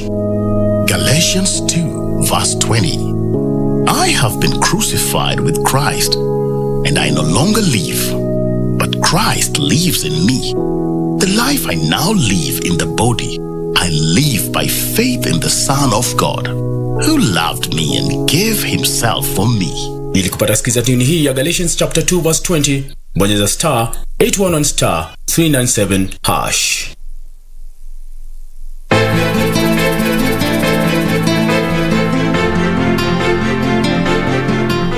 Kuna jambo lolote labda wakumbuka lilifanyika jana?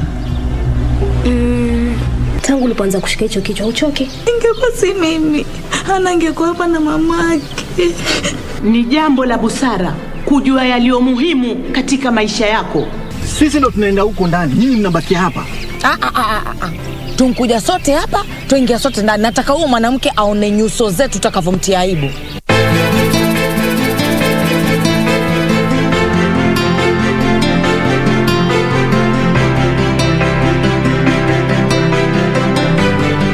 The 7th and final annual Devolution Conference is back. The conference will take place from 23rd to 26th of November 2021 at Makueni Boys High School, Makueni County. The theme of the conference is multi-level governance for climate action, with a sub-theme, sub-national mobilization in unlocking the full potential of climate action during and after pandemics. The conference will be officiated by His Excellency Uhuru Kenyatta, President of the Republic of Kenya. To register as a delegate or exhibitor, visit www.devolutionconference.cog.go.ke or call 0718 242203.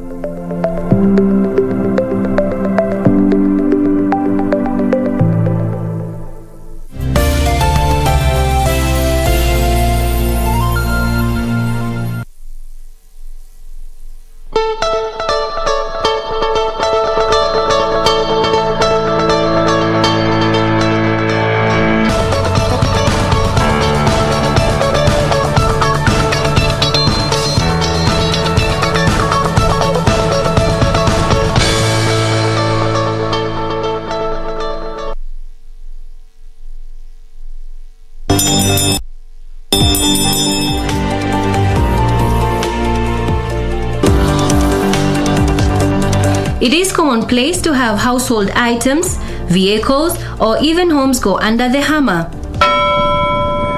But certainly not so for aircrafts. November 17, 2021, at the Jomo Kenyatta International Airport. 90,115 bidder number 3. Bidder number 3, 115. It is auction day. 416. And they are all here, ready to fly back home, literally speaking. This following a Kenya Airports Authority notice to auction 73 junk aircrafts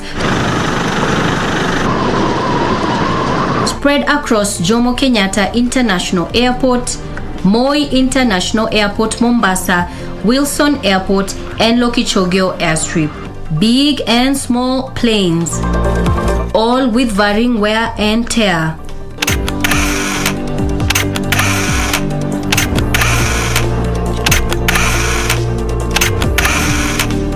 But why would anyone want to buy a junk plane? 276. 276 for the first time. 276 for the second time. And here comes the hour. 95 bidder number 2. 97. 197. 198. At the end, the winners celebrate. Mine I want to take for tutorial purposes. I would want the upcoming engineers and pilots to benefit from the same. So I'll keep it for that purpose. And every auction provides indirect opportunities. We are representing our client just to observe the process, to find out if there are any other airlines which would need support in terms of legal services and regulatory services. I've been successful. We have purchased 3 of them.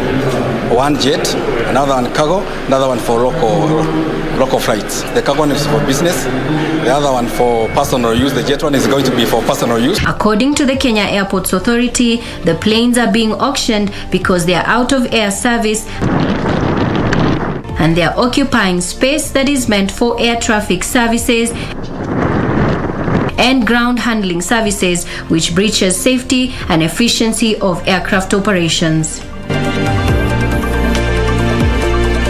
Out of the 17 planes on sale at Jomo Kenyatta Airport, 13 were bought. The owners, through Gazette notice, were expected to clear any outstanding bills and reposition their aircrafts appropriately. Those being auctioned have not complied with that notice, and thus aircraft not airworthy. This isn't the first time that Kenya has tried to clear away unwanted aircraft. Flashback 2 years ago. A similar auction was held in 2019 where the Kenya Airports Authority auctioned off 7 aircraft among 12 planes abandoned by owners. 4 days ago, we followed up on one such plane and find it at Kitengela's Club 034.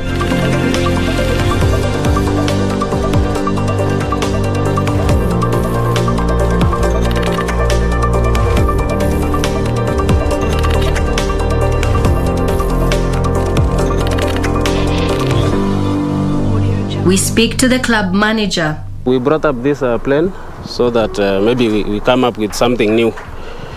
At least we have something new, maybe in Kenya, but I can say East Africa. It's a restaurant. Tell us about that. Stroke club.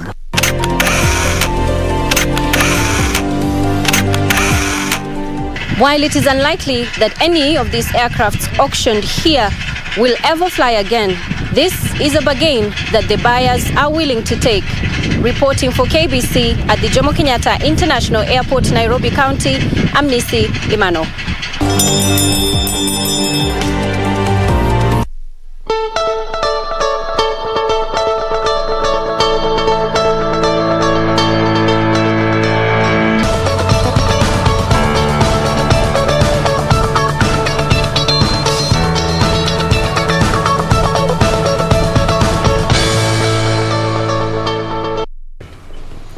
All right, welcome back. And it's just that time that we are having that discussion about devolution today on People and Politics. It is the 7th Devolution Conference taking place in Makueni County.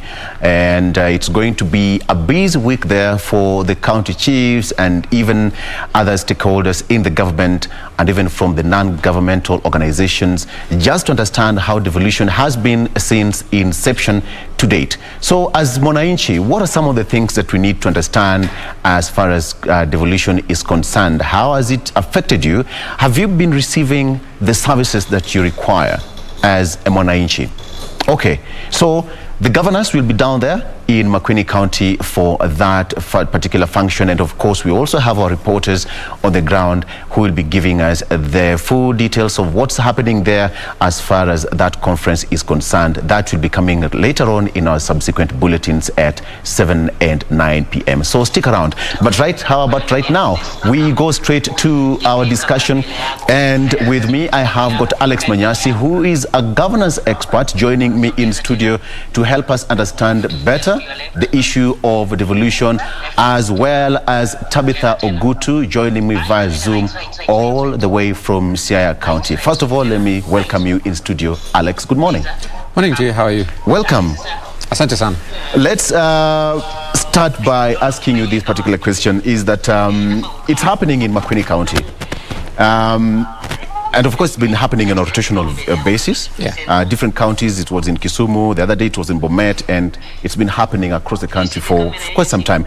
What are some of the hits and misses so far as we come to the last devolution conference in Makueni?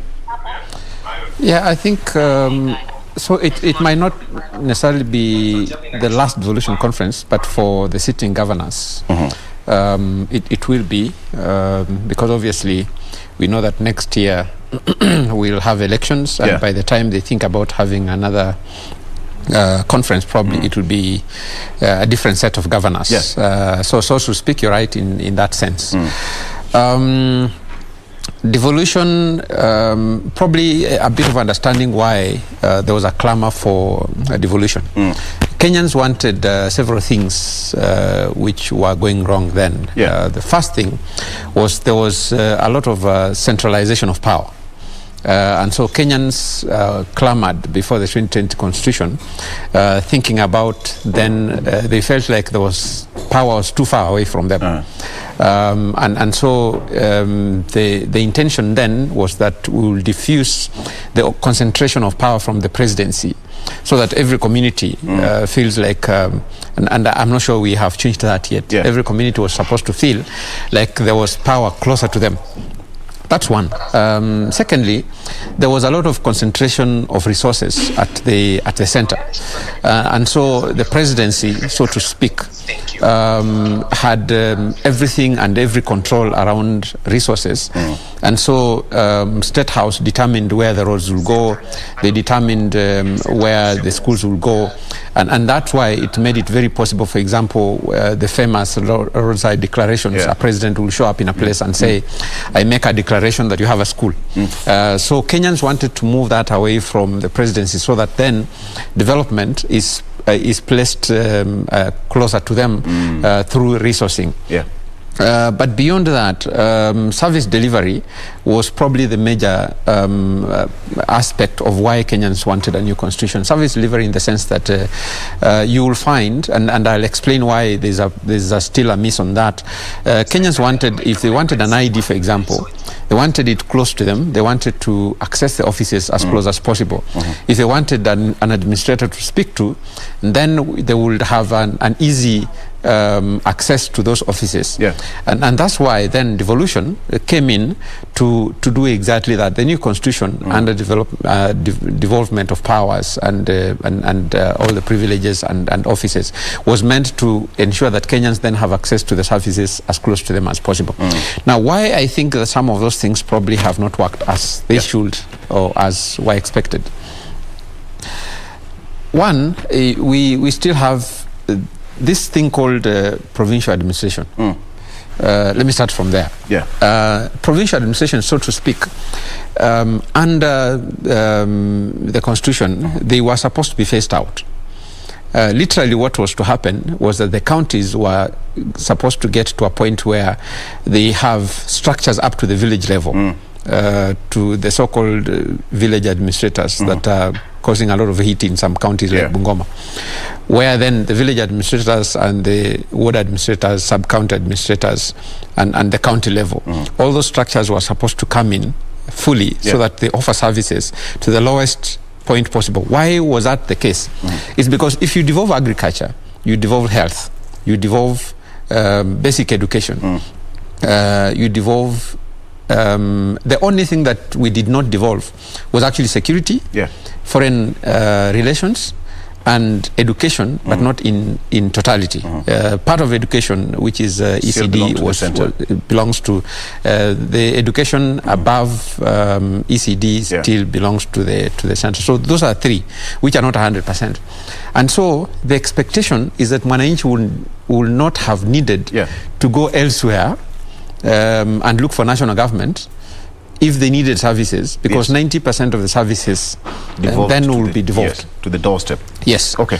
Now that's why the provincial administration, technically, if there were any structures of the provincial administration as was called then, then will have been either security related, or education related, or foreign affairs related. And on all those things, the only thing that remains relevant is security. Because there's no other reason why, for example, the provincial administration will still be existing the way it exists today. Now, that's why some of us have challenges understanding, for example, why counties are hiring ward administrators, and yet the national structures have remained the same. Because some would argue that they have duplicated their duties. That's a problem. That's a problem, because the national structures have remained the same. That's why I was saying the intention was not that the national structures will remain the same. The intention was that as the counties pick up, then the national structures will be phased out, which did not happen. As you can see, national government is still hiring chiefs, still hiring assistant chiefs, still hiring DOs, and they're still responsible and answerable to the Ministry of Interior. Exactly. Let me bring in Tabitha at this particular juncture. Tabitha, all the way from Siaya. First of all, good morning once again. How is Siaya County doing? Thank you very much. Siaya County is doing fine. We are just working hard. Farms. We have rain. We just keeping peaceful and at the same time anticipating this devolution conference that is set ahead of us. So we are quite good back in there. Talk of the devolution conference. What are some of the hits and misses that you can talk about? That's far. I think devolution has been the best idea, if you ask me, from the time of its conception, because basically it was meant to bring services closer from the national government to the people at the lowest or the local levels. So to some extent, what I will consider as one achievement of devolution is the fact that we are able to have administration at the lowest level, which is the county. And therefore, there is a structure in place whereby we know that we can access some of the services very closer to us compared to the time before we had devolution, where operations of the government was so centralized at the national government. So for devolution, I would say that we've seen operationalization of a few other social amenities which have been made to be very local, and therefore we are able to experience leadership at a very closer end. But at the same time, devolution, somebody will argue that it has even made corruption to be even more rampant, or maybe even even the use of public resources. And we've seen cases where we've seen even governors buying wheelbarrows at very hefty cost. And somebody will argue these are some of the things, you know. Manyasi, we love to talk about that. Manyasi is non-carcinogenic wheelbarrow. We remember that. I can imagine. And so some have become very rich through devolution. We've seen malpractices, we've seen infringement of even, people's rights being even more outstretched. But then that doesn't underscore the main purpose why devolution came by. And I can say that we have seen even many counties and even parts of the country growing up or even becoming better as a result of them having access to this, through those funds allocated to them at their counties that become better. So I won't say devolution is a bad idea. Devolution is the best idea. It's just that now the implementation at the local governance level, it might be the challenge for some of the counties. Yes. Yeah, perhaps, Alex, most of the governors are actually first-time governors under the current regime and the current dispensation of excuse that, they were trying to join the dots and see whether it's going to work. But we can say that most of the governors got it right from the onset. Depending on which county, to be honest, any governor who put in extra effort, they made a lot of impact. I say that because most counties, apart from Kisumu, Nairobi and Mombasa, and some bit of Nakuru, most counties did not have any infrastructure. Yeah. So any county governor who came in the first time and attempted to do anything, they were actually visible. Not because they were doing the best, but it's because wananchi were seeing those services for the first time. They had a lot of expectation. Yes, and the unfortunate bit is that some of them took advantage of the fact that there was nothing to actually plan the resources. The only mishap and the only starting point that I will consider as having been a terrible start is the fact that when devolution began, most counties actually inherited local government employees. Now, local government employees, the way they were employed and the way the local government was structured was not a government like today. Yeah. And so you'll find that there were some employees who were below Form 4. Actually, most of them. So they had they were not at the level, and it was not their mistake. They were not at the level of handling a government. So if you devolved agriculture, you will find that most counties ended up hiring almost 99% of the staff. Yeah. And they had another workforce which was transferred to them from the local authorities who were basically doing nothing. I can give an example of situations where you will find, you go to an office, there's a secretary who has been hired, and there's a secretary who was there because that former secretary did not have the capacity to even use a computer. So you hire another secretary who then is earning less than the former secretary who is less qualified, earning more. So those were some of, because of the SRC guidelines in terms of salaries. Yes. But because those ones had moved through pay groups for some time, they were actually earning more, and yet they were not qualified to handle the jobs that the new ones were then handling. So those were some of the problems, and those challenges at the county level are still there. Because the counties legally, the only thing that probably national government should have done was maybe pay them off and retrench them. That is what the national government should have done.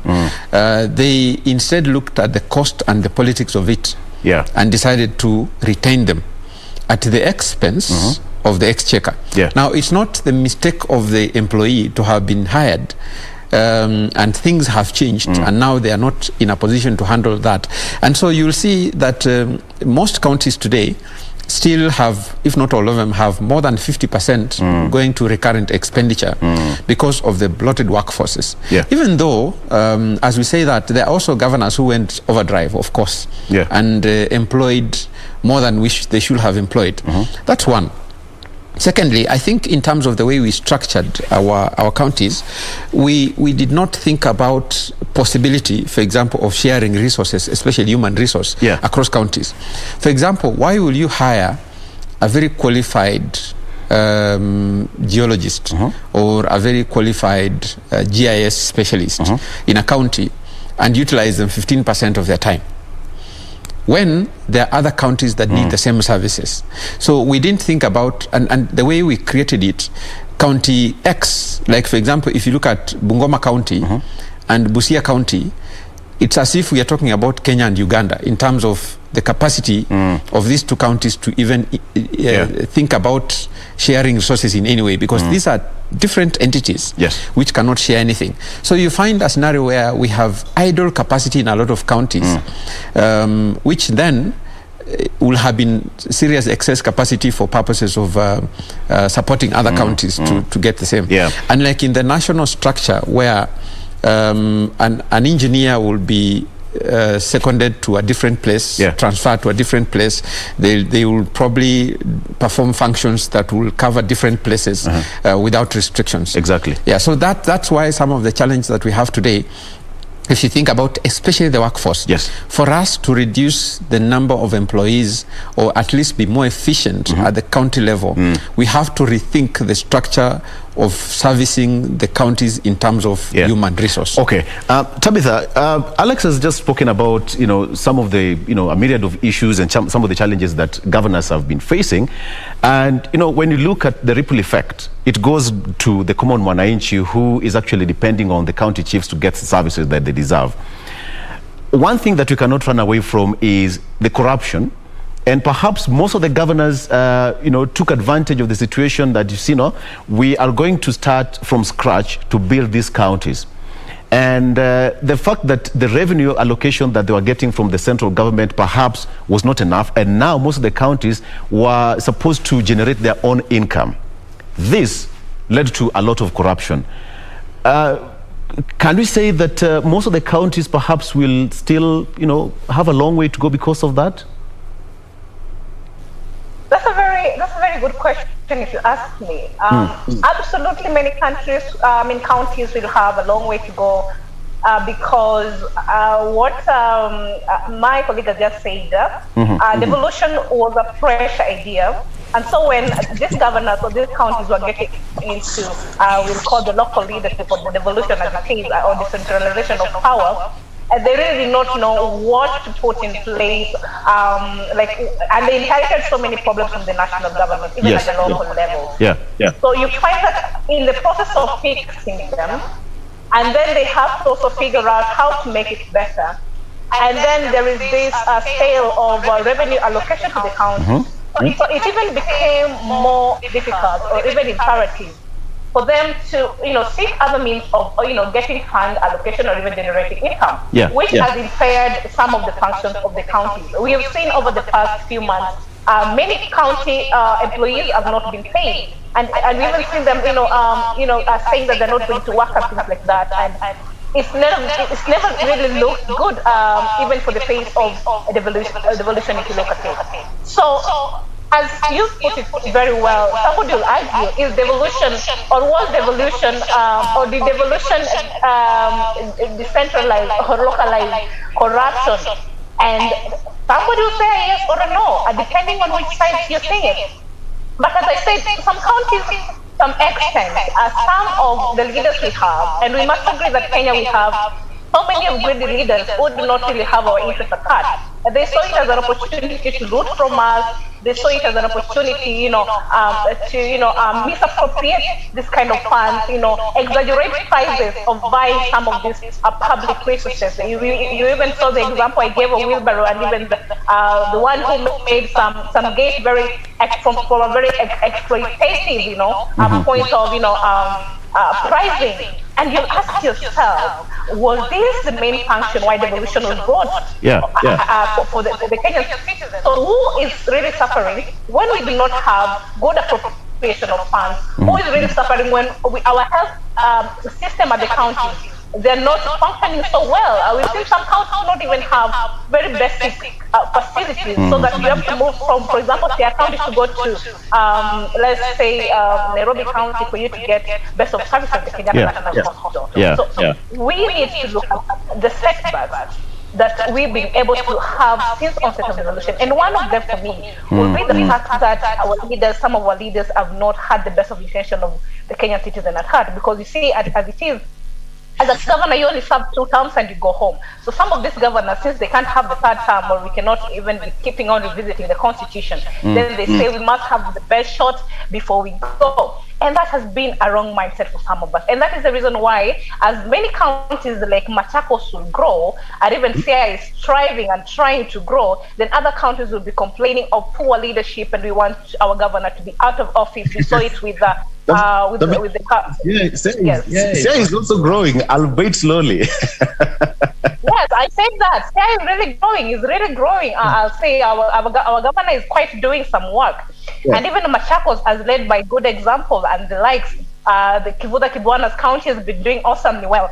What is it that we can learn from these counties? If you look at how they spend their resources, or even their budgets and structures, you'll see they're quite different from these other counties where we have been seeing a lot of undergrowth time and time again. So it's time that we start looking at devolution from the point at which it was conceived, and live with the expectation of the people really having these services closer to them, in the sense that they have it at the best, without having our interests playing part as leaders. I think that would be my say for this. Okay, I'm coming to you briefly, but Alex, do common mwananchi really understand devolution? No, they don't. I say that. I like it, straightforward. They don't. It's because they really understand what devolution is all about and how it affects them directly. I say that because I've had this discussion for a long time. Just from why I'm saying outrightly they don't, is because if you look at Mwananchi today, go to your village, ask them the role of the MP, the role of the MCA, the role of the governor, the role of the senator, and the role of the women rep. The answers you'll get will shock you. That just tells you that, and so ultimately, because of the answers they will give you, it will determine, it determines my saying no, because then they don't even know the services they're supposed to be getting from governors, and the services they're supposed to be getting from an MP and from an MCA and from a woman rep or from a senator, and the services they should expect from the national government. And because they don't, unfortunately it works against Mwananchi, because then when a governor comes and they have been in office for 5 years, that's why some very questionable characters have been re-elected governor for the 2nd term, and yet they have not done much, because then the campaign tool becomes a different subject from the responsibilities that they were given, because Mwananchi doesn't know whose responsibility it is.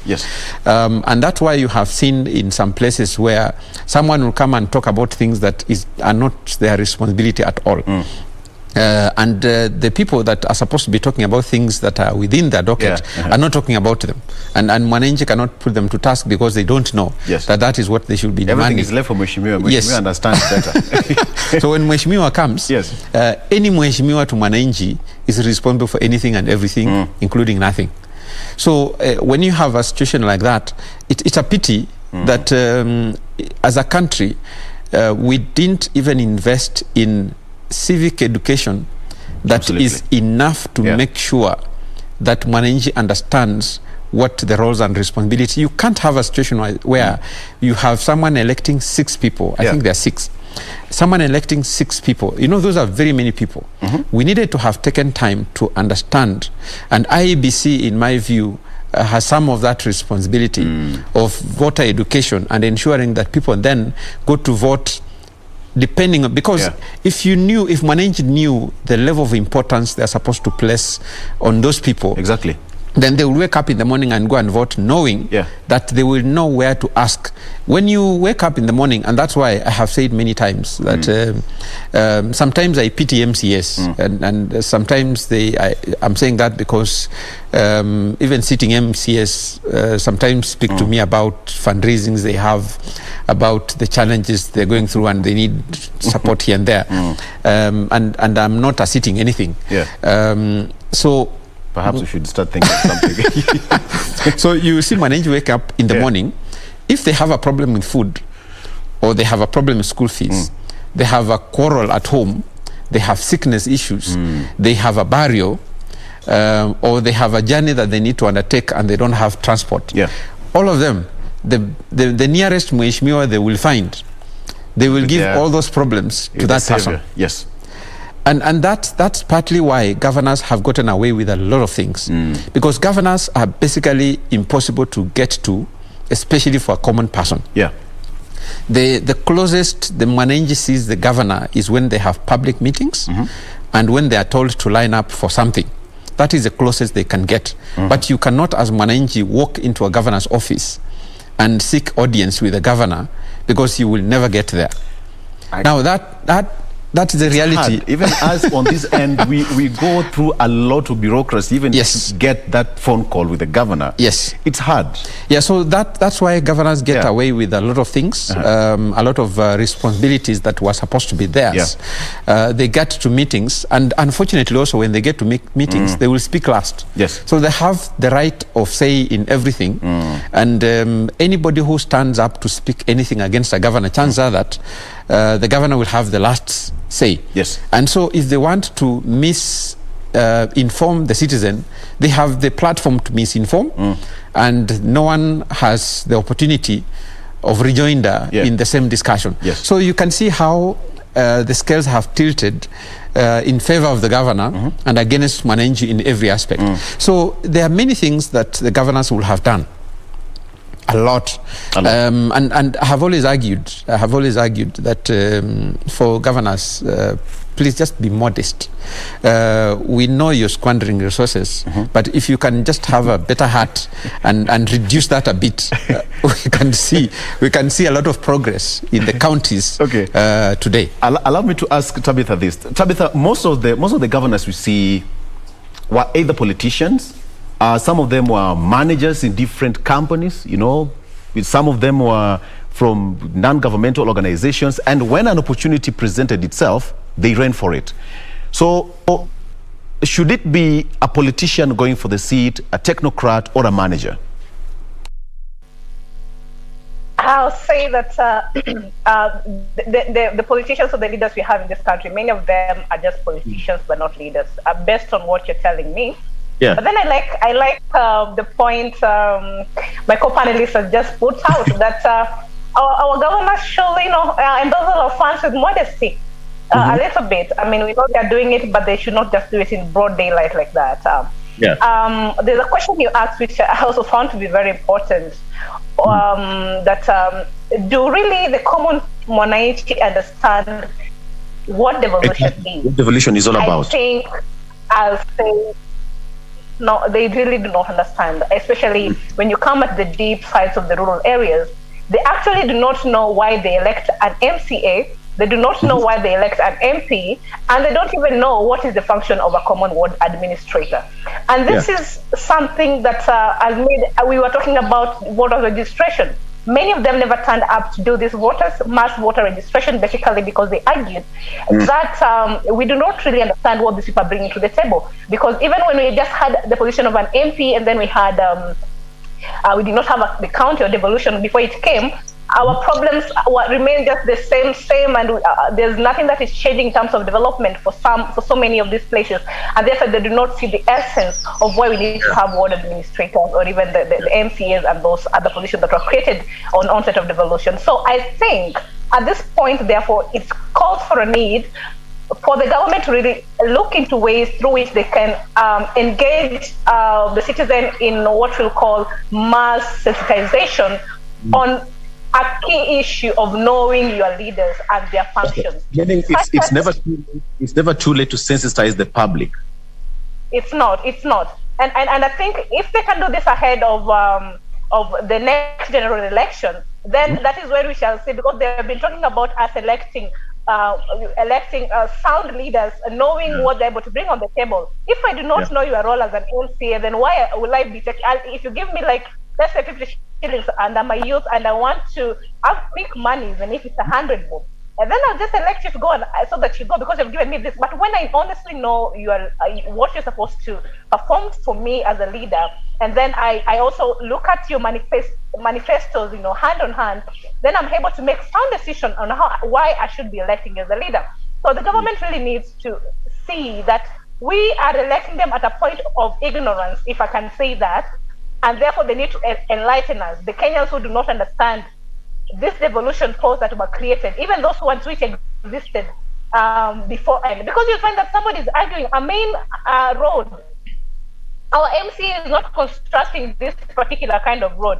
They do not understand that some of these functions are supposed to be performed from the county level or even from the national government level. They honestly do not even know what was primarily devolved, what was not primarily devolved. And we can't keep blaming them if we do not spend time to make them understand better. So that is one thing you brought out in this today's discussion as we even gear towards having the Devolution Conference, and it needs to be relooked at and it needs to be addressed with the seriousness that I think it deserves. And moving forward, I think then we shall be able to talk about devolution in a way that we understand, even as a Kenyan citizen who is at the local level. When you talk about a devolved country, then you'll be like, yes, I honestly understand why devolution is good or bad, and the vice versa. Yes. Okay, fantastic. Manyasi, assume that you're given a microphone at the conference in Makueni, and you're given your 10 minutes to speak to the governors. What would you tell them as far as the devolution is concerned? And based on what she said, that Kenyans need to get a lot of information about devolution, the functions. They need to understand what's the role of an MCA and member of parliament, the senators, the governors, women representative, because that ballot paper will be so long. So that at the end of the day, all of us are at par. Conference. Yeah, my main pitch will be just around one thing. Yeah. And that will be the economics. Why I say that? Because of the initial remarks that I made around why it was necessary to devolve funds from the center to the county level. It was important because money was being distributed according to who was closer to power. Yes. And it gave the authority and more power to the holders of the pass to then determine whom to lure onto their side. And therefore, I will say one thing. Governors have a unique opportunity. And this, I would want to tell them that the unique opportunity they have is to actually grow the counties that they come from. How do they do that? Number one is ensuring that you're not taking tenders outside the county unless your county has no capacity. Yeah. Why I say that is because when you do that, then you build wealth and resources within the county. Yes. The amount of billions that the counties are getting, assuming it's 9 billion, for example, I think a county like Bungoma gets about 9 to 11 billion shillings. If you're spending about 4 or 5 billion on salaries and recurrent expenditure, my assumption is that you're doing salaries, you're doing tea, mandazi, whatever it is, you're fueling vehicles, you're furnishing your offices. All that money, if it ends up in the county, in the provision of those services, of course your workers are from the same county, and so that money is being spent. Your purchasing power of the county, I'm talking economics now, the purchasing power of the county is actually enhanced because your employees have money to spend on their parents, on themselves. They buy sugar, they'll buy whatever it is they will, and that spurs the economy. Number two, when you give tenders to the people within the county, if they have the capacity, unless they don't, then also those people will still invest in the some counties. People will get money in here and there. They'll make a small road, they will make a culvert, they will repair something. Ultimately, they'll take their children to school. Ultimately, they will build a house. Ultimately, they will want to have water piped to their homes. They will connect power. They will employ a watchman. They will employ a gardener. In the process, what you do is that it reduces the burden on you in terms of even wanting to generate more. I mean, wanting to look for because there will be a circulation of money within the county. Yes. So the county begins to. There's an interesting way the way the economics works. When in terms of supply and demand, when money is circulating with the counties within a certain jurisdiction, there are certain things that will not have to intervene to make happen. So when you put resources within the county, you're actually making the burden on yourself much less, because you'll have less people coming to you because they have something that is pressing that they need to look for you. Because you have empowered someone who is close to them, chances are that if they fell sick, you will not need to call for an ambulance from the headquarters. But the neighbor has finally the other day bought a KVX, which will then help a neighbor get to and then in the process also basic things. If the neighbor will have piped water in the houses, there's a very high possibility that the neighbors will also benefit. There's a very high possibility that the neighbors will be used for the labor that will then be used for even the infrastructure that will be laid. The hardware across the road will benefit from the same. So these things will be more beneficial to governors. Let them not overthink about how to fix counties. Let them just utilize the resources they have. The other factors that come with it that are more complex can be discussed at a later stage. But if you're squandering the small resources that you have, if they're going to take all the resources outside the county, then they have bigger problems to deal with at home. And in future, then you create a bigger problem in your county, and you have not assisted the people that elected you. That's now you're talking about the value chain, so that the hardware person, benefits, and the other person also doing the construction of the pipe water is also benefiting the value chain. But then, Tabitha, most of the governors are perhaps still struggling with the revenue collection. They still depend on the treasury. We have got the pending bills. I don't know how moving forward, because moving to the next general election, some of the counties, actually from the revenue collection from the authority itself, said that most of the counties are going to spill over their bills to the next government. So how are we going to make sure that moving forward, this issue is sorted once and for all? All right. I think that will take us back to what you've just said a few minutes ago on empowerment or investing economically in our people. I always say that our people, we have very hardworking Kenyans, if you ask me. Even especially in the agricultural value chains. They're doing several activities that are income generating. Now, how to get them from point A where they are to point B will be one significant conversation, number one, that I think the county government should have.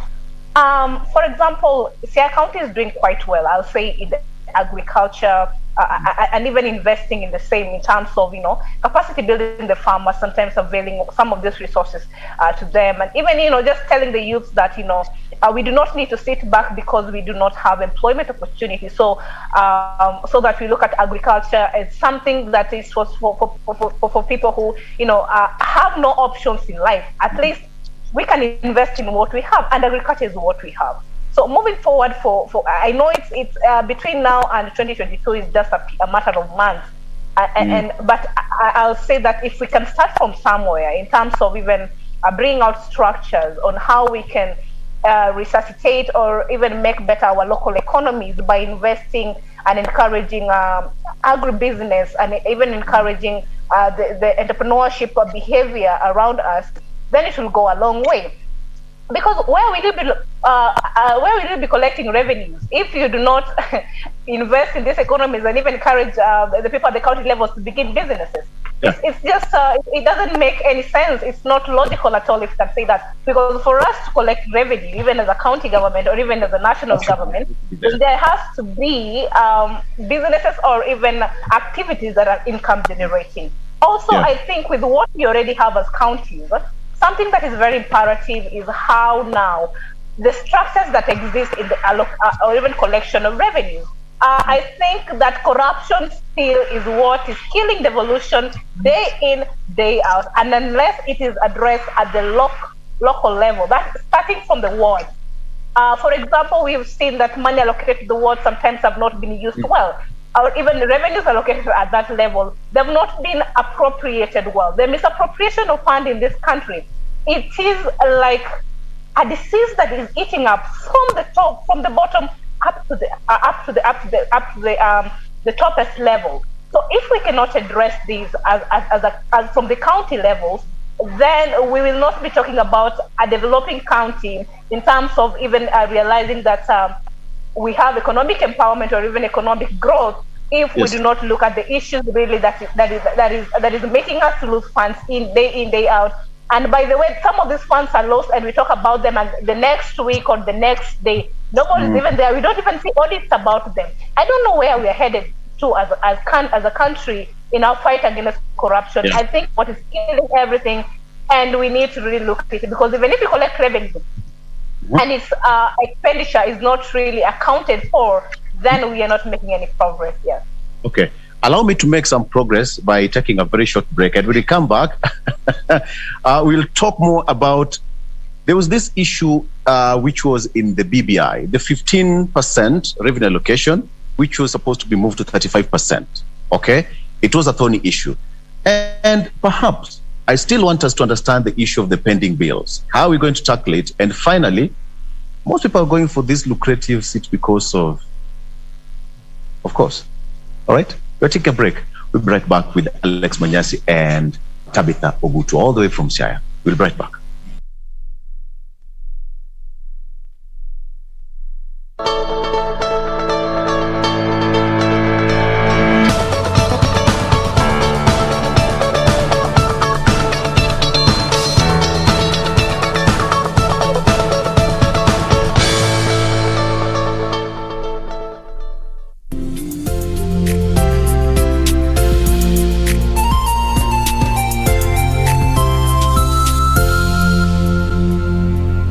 The Kenya Medical Training College will hold its 90th graduation ceremony on December 2nd, 2021. Visit www.kmtc.ac.ke for more information on the graduation, training programs, and application procedure. KMTC, training for better health. The 7th and final annual Devolution Conference is back. The conference will take place from 23rd to 26th of November 2021 at Makueni Boys High School, Makueni County. The theme of the conference is multi-level governance for climate action, with the sub-theme Subnational Mobilization in Unlocking the Full Potential of Climate Action During and After Pandemics. The conference will be officiated by His Excellency Uhuru Kenyatta, President of the Republic of Kenya. To register as a delegate or exhibitor, visit www.devolutionconference.cog.go.ke or call 0718 242203.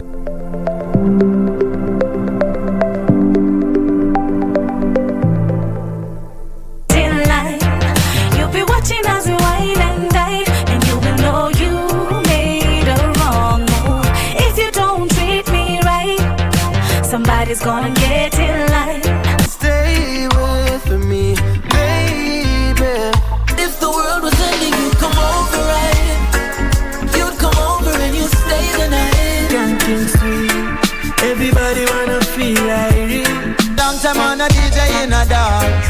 A long time on a chant in a dance. So we think stay, so we think stay down. So we think stay, so we think stay down. So the thing set, so the thing set. So the thing set. Them a chat up them out, we not fear them.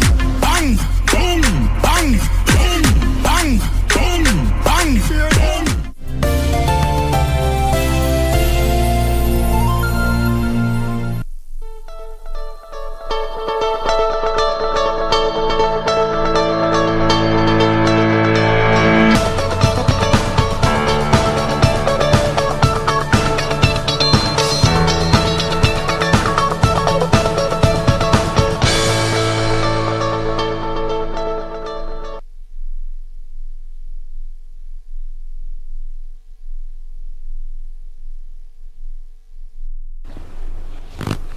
perfect. We are still having this discussion, and Alex says that he has a bit of experience as far as devolution is concerned. He'll tell us more. Okay, still continue the discussion with Alex Manyasi and Tabitha Ogutu from Siaya joining me via Zoom. So, ladies and gentlemen, as we come to a close, I want us to understand the issue of the 15% revenue allocation to the counties, and then the BBI was supposed to give it to 35, but then the constitution says at least 15%. So it can either go, it was either to spill between 35, at least 35%. So which means somebody will say I'm able to give in 45 or even 60% of the revenue allocation. But let's understand it better. Are we still struggling as a nation, Alex, for us to get from 15 to 35 or even 50%? See, first of all, that discussion has been very unfortunate. Yeah. And I say very unfortunate because the discussion has always been percentages without reference to functions. Yes. That's where I have a problem. So you're talking about 15%, 35% what? Yes, that's a problem I have. Yeah. And you can see there's always the hesitance to release money from the center. Because of this discussion we're having. Because why would you want to devolve 70% of the functions and then take 30% or 15% of the resources? You see how that doesn't make sense in terms of mathematics. Yeah.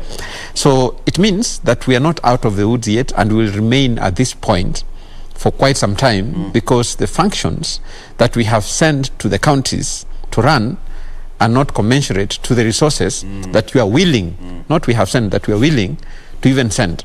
Even the proposals around the BBI was, in my view, was not good enough to address the fact that if you devolve 70%, then it makes sense to devolve 70% or at least 60% and justify of the resources. So that has always been my stand. Yes. But having said that, I guess when you devolve functions and you send less resources, then of course what happens is that the functions that are devolved, the governors will make do with the resources that they have.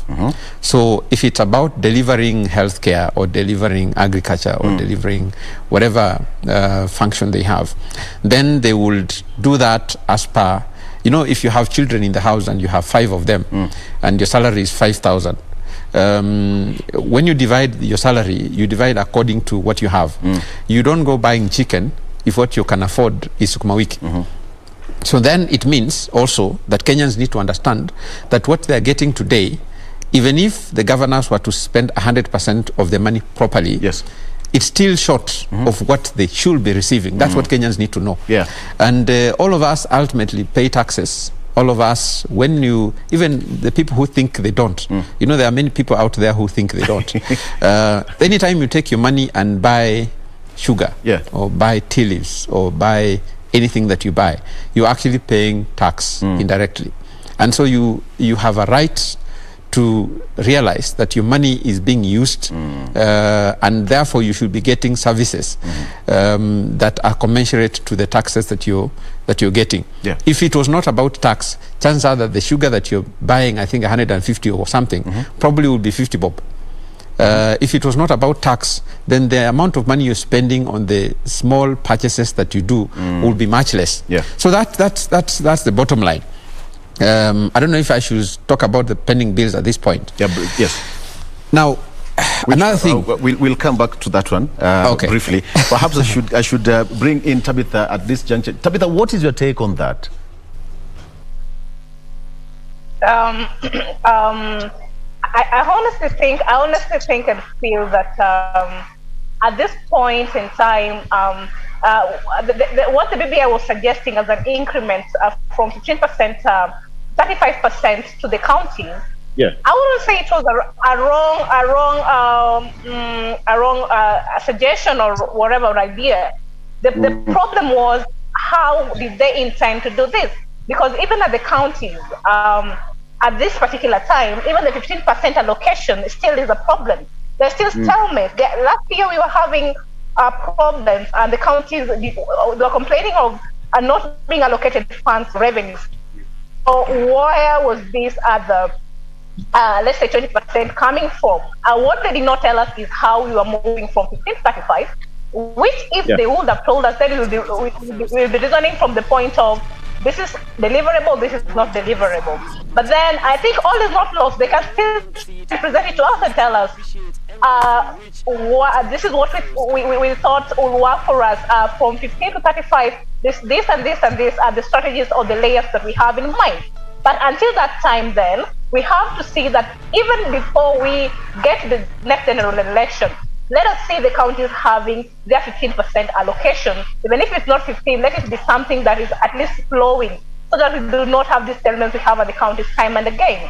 And in relation to that, I think one of the key things that, as we even talk about the Devolution Conference, and even what it is geared towards, this particular 7th Devolution Conference that we're having starting at Makueni today, basically climate change. I think this is one of the things that the country needs to really look at and even have allocation for, even in our subsequent budget allocation, even budgetary and things like that, because climate change is one key area, I think, that is really affecting us across the board. And even we were seeing during the COP26, when the former president of the United States of America was addressing us and telling us about how this effects of climate change will not really affect our own folks. They're just seeing it. I mean, they've lived through it, and some of these factors that we are saying as contributors towards climate change, some of them have really contributed towards making them. What really is going to affect, or the people that climate change conversation is going to affect, are the young people, governance, climate, and even how to get through it. Then it becomes imperative that the young people are involved in the conversation around climate change, and let them be ambassadors influencing on how we can do better.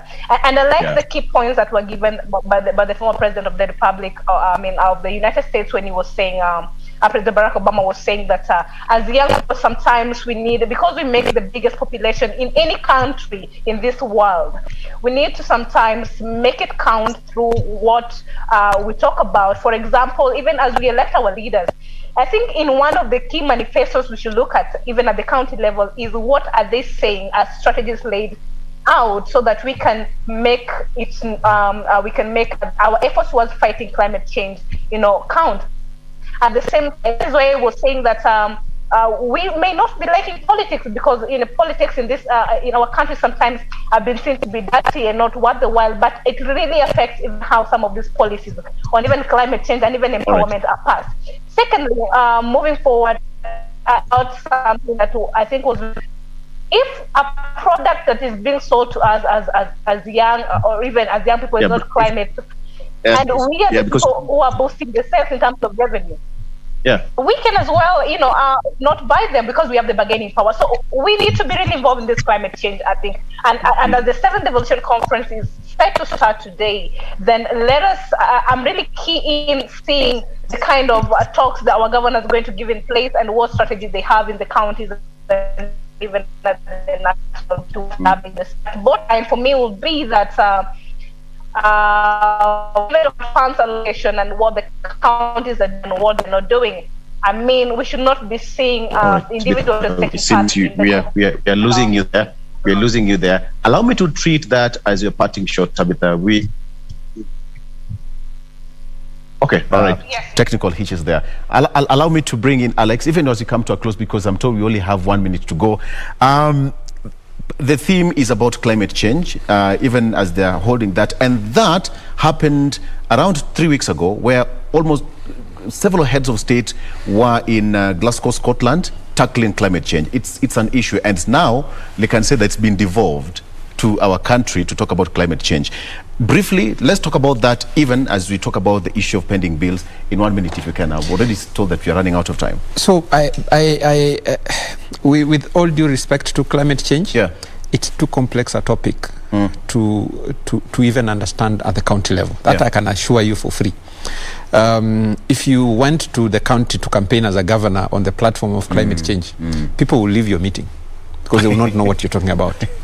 So that's for sure. Secondly, what we have, our understanding, you remember there's a time a leader said that rain comes from heaven and people are cheering. That is the understanding of Mwananchi about climate change, and how rains happen, and therefore they have no association between how their crops are failing because of pests and because of the rains coming at the wrong time and coming in the wrong quantities to climate change. They have no connection of the two. But let me speak about penning bills in less than a minute. Governors should stop spending what they don't have. It's just as simple as that. If you know that you do not have resources, do not budget and spend and give invoices or tenders when you know that you don't have the resources. Secondly, the national government should not allow governors to commit money they have not been allocated or they have not gotten from the exchequer. If they do that, then they must show, for example, there must be some commitment that they have projected their revenue, and there must be clear evidence that the revenue from the local level will be able to fill up that space and sustain it. That has to be sealed. People have died, people have taken loans, people have been auctioned, people have lost property because they took money in the name of going to offer services to an NGO and they have not been paid. Some people have committed suicide. It's a very serious issue that governors need to stop joking with the life of Kenyans, because when you do that, you have lost lives, you have lost opportunities. Number two, what then is going to happen is that the most of the credible people who can offer services then will shy away from offering services. Then you have mediocre services. Then you end up in a situation where counties cannot attract enough investors who can put money in because they don't pay. So we shouldn't get ourselves to be boxed into that scenario. And therefore there must be direct intervention from the national government and the counties to make sure that this does not happen again. All right. Okay. I think that's the best time and the best point to leave it at that. Ladies and gentlemen, thank you so much for your time. We've been speaking to Alex Manyasi, who is a governance expert with me in studio, as well as Tabitha Ugutu, all the way from Siaya, joining me via Zoom, who is also a governance expert, as well as a political analyst. Thank you so much for your valid company. And of course, that Devolution Conference begins today in Makueni County. Whatever is going to happen there, Makueni people, it's your time to enjoy the moment. All right, let's take a break. We'll be right back with more.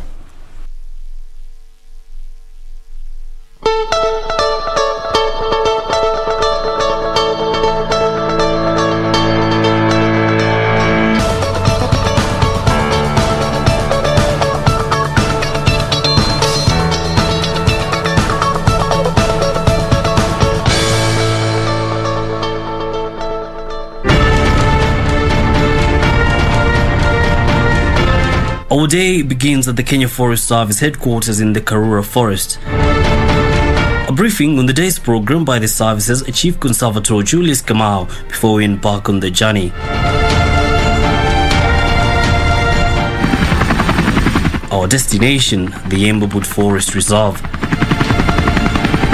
This jungle boasts over 21,000 hectares of forest land and is a vital water tower for communities living upstream and downstream. Kenya Forest Service has made steady and successful efforts in reclaiming chunks of land here from illegal settlers and armed cattle rustlers using this as a hideout.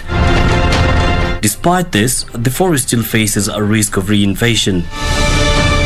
This has prompted action from the service. One of the key moves made by the service is the establishment of 2 community forest associations, a first of its kind in this area. We also require to engage with the forest adjacent communities. And in this case, we are able to send our team from the headquarters, working together with the team at the Conservancy and the ecosystem, to also create awareness among the forest adjacent communities in a way of helping them to form a CFA, a community forest association, that we can be able to engage with and who we can give legitimate access right into the forest, so that they are also able to benefit from grazing, from water resources, and from other activities.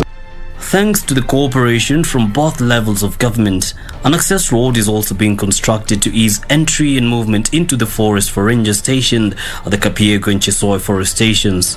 I also came to see the status of that road because it will also provide a very, very good environment for us to patrol and support management and any other activity we want to do in the forest. And I'm happy the fight has gone, and perhaps in the next 1 or 2 months we should be able to have completed that road.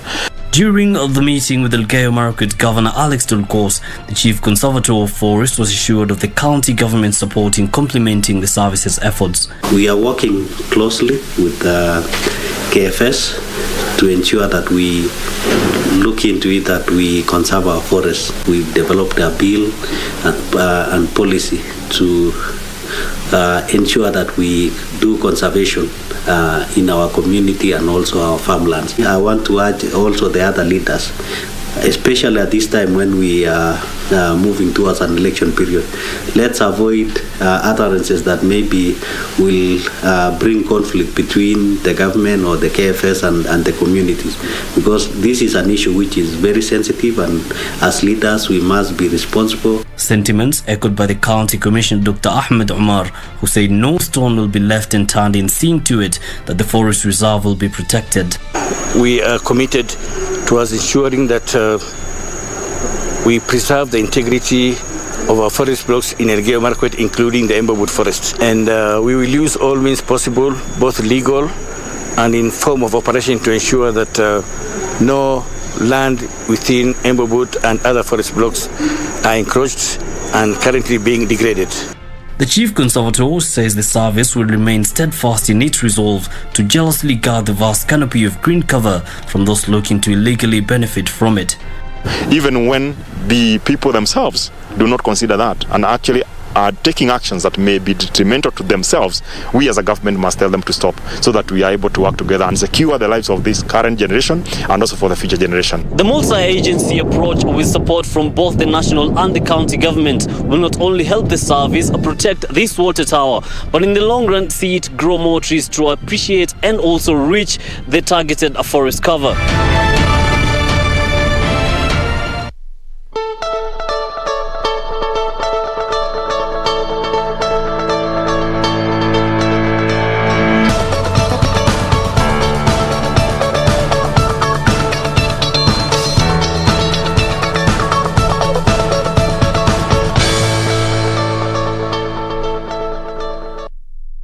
With Good Morning Kenya. My name is Jen Ramboy, and right now we want to move on to our health segment. And today we're going to be focusing on the state of oxygen, its supply, its capacity, among many other aspects here in our country. And to help us with this conversation, with us in studio, we have Philip Nyabera, who is the CEO of Life Bank Kenya. Good morning, sir, and karibu sana. Good morning. Thank you very much. Thank you for making time to be with us today. It's a pleasure. Fantastic. Let us just jump straight into it, and let us start by understanding, what Life Bank Kenya as an organization is all about before we get to the details about oxygen in Kenya. Okay, so I think to start off, I'll just like to tell you what Life Bank does. Yes. In totality. So Life Bank is a technology company that delivers quality healthcare to patients in emerging markets and sub-Saharan Africa. So currently we are in Kenya, Nigeria, Ethiopia, and looking to be Pan-African very soon.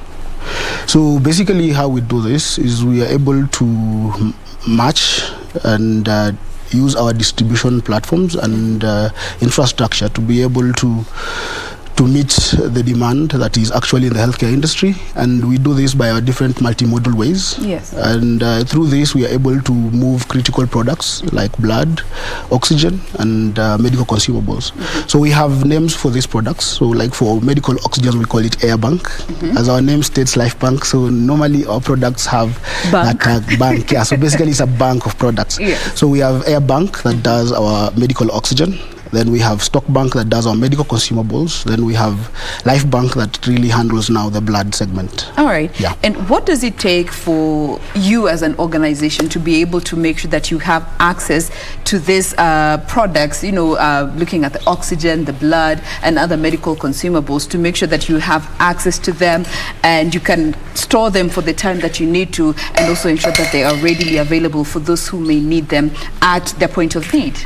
So normally different products have different ways of handling them, and it's a complex way of doing so. Simplified for us. Yeah, as because best you as find can. that every product has different ways of making sure that it's basically available for hospitals to use. So like, I'll start off by saying, let's say oxygen. Yes. So what we do for oxygen, we aggregate demand. So basically we work with different partners to be able to make sure that the demand is available for hospitals to use. Okay. And this is that we have partnered with a lot of medical oxygen producers to be able to make sure that we can be able to have enough and readily available oxygen for hospitals to and healthcare facilities to use. So that makes us have different stations at the producer's plant where we can be able to keep our cylinders and also make sure that that is actualized so that whenever any hospital is in need, we can always rush and make sure that we use the producer that is close to where the hospitals are. Okay. Yeah. And let us just pick up on that particular point and of oxygen, because oxygen has all of a sudden become such a vital commodity. But let's go prior to the pandemic. What was the situation when it comes to the demand that you are experiencing as an organization in the acquisition and distribution, demand versus supply before the pandemic? How was that looking like? So initially, if you look at the stats, initially the country or the nation only needed about 410 tons of oxygen. A year, yeah. Yes. But this grew. I think by January 2021, we saw it went to about 550 because of the COVID pandemic. So I think the COVID pandemic really exacerbated the rise in the use of oxygen. And we find that even in August, where we had the Delta variant, it was peak because we were seeing the numbers grow to about 1,000 in terms of tonnage for oxygen. So this was huge, and it really... That is more than double the... It was more than double. Yearly requirement. Yes. So this really stretched hospitals and healthcare facilities because you find that hospitals that were using, let's say, 2 cylinders a day had now increased their use to about 20 cylinders. Some that were using 20 and were now using more than 100 cylinders. And you find that this is a capital intensive initiative where no one will just store cylinders for the sake of such an emergency. So you find that systems were stretched, the infrastructure was stretched, and that's how LifeBank we came in. So we came in during the COVID pandemic and we were able to assist hospitals to be able to meet that demand because it was really critical for patients to be able to access supplemental oxygen. And also those that were discharged, there's some that were discharged to recuperate from home. We also offered an infrastructure for them to get oxygen at home also. Okay. And speaking of those infrastructures, we even did see the CS coming out to say there are people who are hoarding oxygen tanks that are needed at some of these production plants to ensure that most of the public hospitals get the oxygen that they need because there was an acute shortage. But let's talk a bit about those infrastructures that, come along with oxygen. How much does it cost to acquire an oxygen tank without the oxygen? So normally it ranges because it's an expensive process. Yes. You have to go check on the best suppliers abroad because I've not seen any local manufacturer for now. So we always have to go and check abroad on how that can be arranged. So normally they range between 32,000 Kenyan shillings to 50,000 Kenyan shillings to get at one oxygen tank in Kenya. And what capacity, for the benefit of our viewers? So it depends. So it varies. There are different capacities. There's 1.36 meters cubic, the smaller one. Then there's the 8.5, the bigger one. So you find that the bigger one mostly is the most commonly used in hospitals. So that now is what that one is what costs about 50,000 Kenyan shillings. All right. Yeah. And are those the figures before the pandemic, the regular price range that we were seeing, or how did they shift during the pandemic? So before pandemic, those cylinders used to cost about 18 to 20,000 Kenyan shillings. But now because of the pandemic and the world at large was suffering from this, so I think the demand was too huge, and the market forces really forced that to happen, and the cost went up significantly to about 50,000 Kenyan shillings. So it's about more than double the price. More than double. Yeah. And that also is the same situation with now the actual liquid gas that is filled in these cylinders. Sure. So during the critical times, let's say, let me give an example. During the Delta variant times, we saw that initially to refill an oxygen tank was about 2,000 shillings, but that went up to about 6,500 based on the different plans that are available. You see, that's a very significant rise. And for a patient in critical care, needed about 3 cylinders a day. So imagine how much that patient had to part. So you find that oxygen therapy was among the most expensive aspects of managing COVID-19. So hospitals were overstretched in terms of supply. Patients were being overcharged because the commodity was also very rare to find in the market. All right. And the plants that were available to produce this were also really stretched in terms of the different customers that they serve and how the urgency was there to be able to make sure that every patient is saved during this period. All right. Yeah. Now, from my understanding, I know we have about 73 plants in the country for oxygen production. Yeah. And when it comes to this whole aspect of Kenyans hoarding some of these oxygen cylinders, among many other hospitals, not just the common Mwananchi, we also, and this is something that I've also seen, we have seen some of these oxygen cylinders converted into industrial use, among many other uses.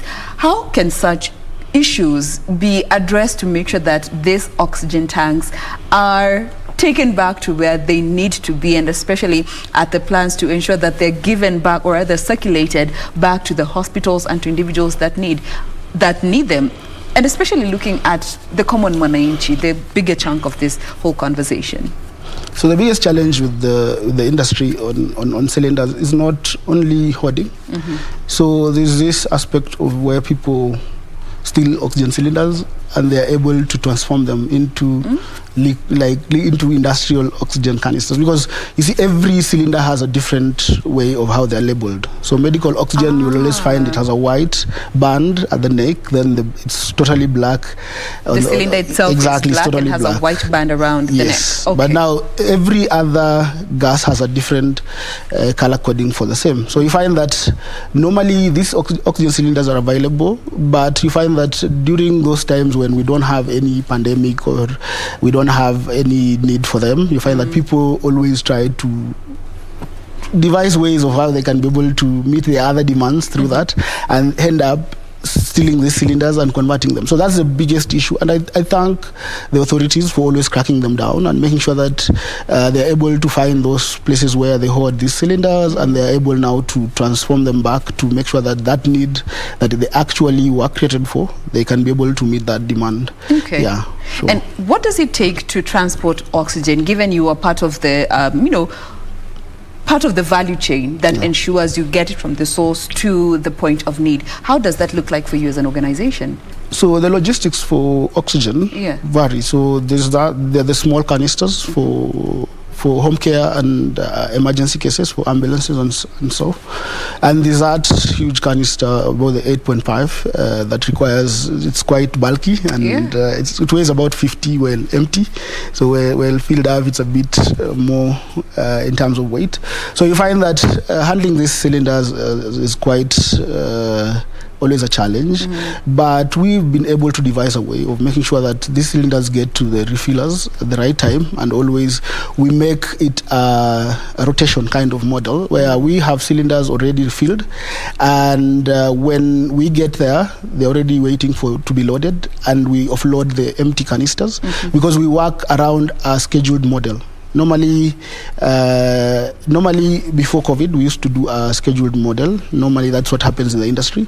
But with COVID, you find that the stretch really brought about more of emergency than unprecedented. Yes, than scheduled. So you find that for those emergency cases at home, for those emergency cases in the ambulances, we have our tricycle and motorcycles. They're able to transport that fast because we find that the traffic scenario in our country is quite bad. So you find sometimes you're stuck in traffic with a truck and cannot be able to get to the end point at the right time. So we use tricycles and motorcycles to be able to get to that patient as fast as possible so that their life can be saved.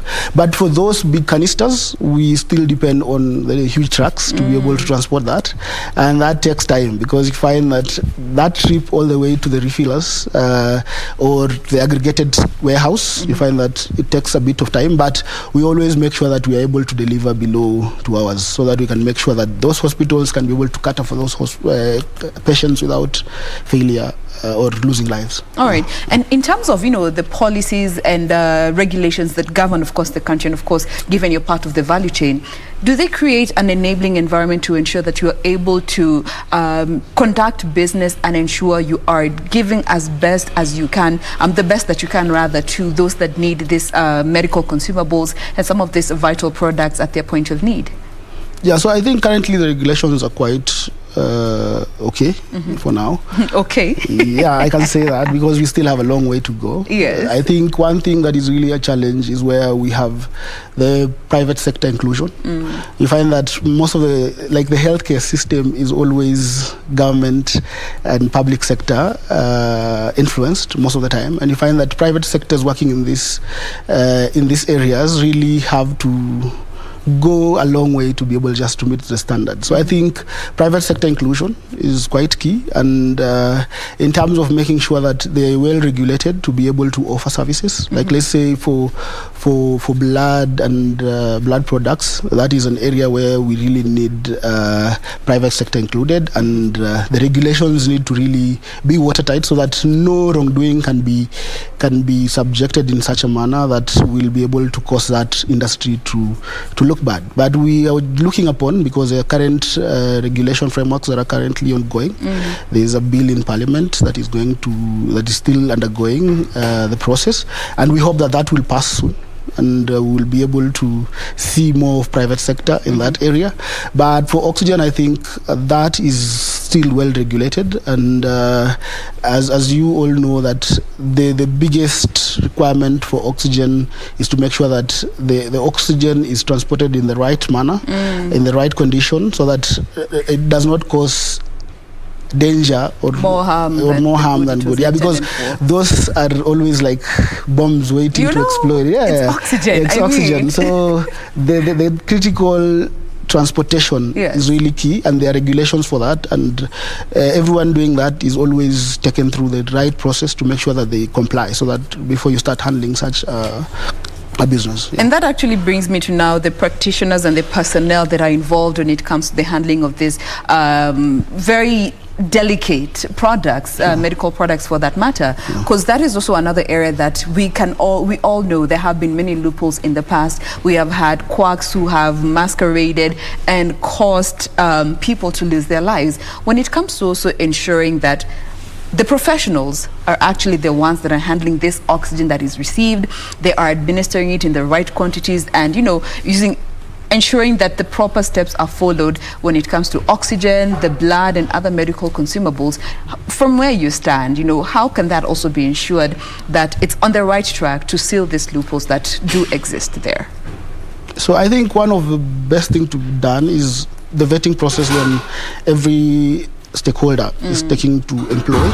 So there's always a very watertight vetting process that needs to be done. Like for us, the people who work for us, they're actually qualified personnel who are actually qualified to handle the different products that we deal with. Yes. Like for blood, we have qualified lab technologists, and for oxygen we have qualified staff who've really handled that before.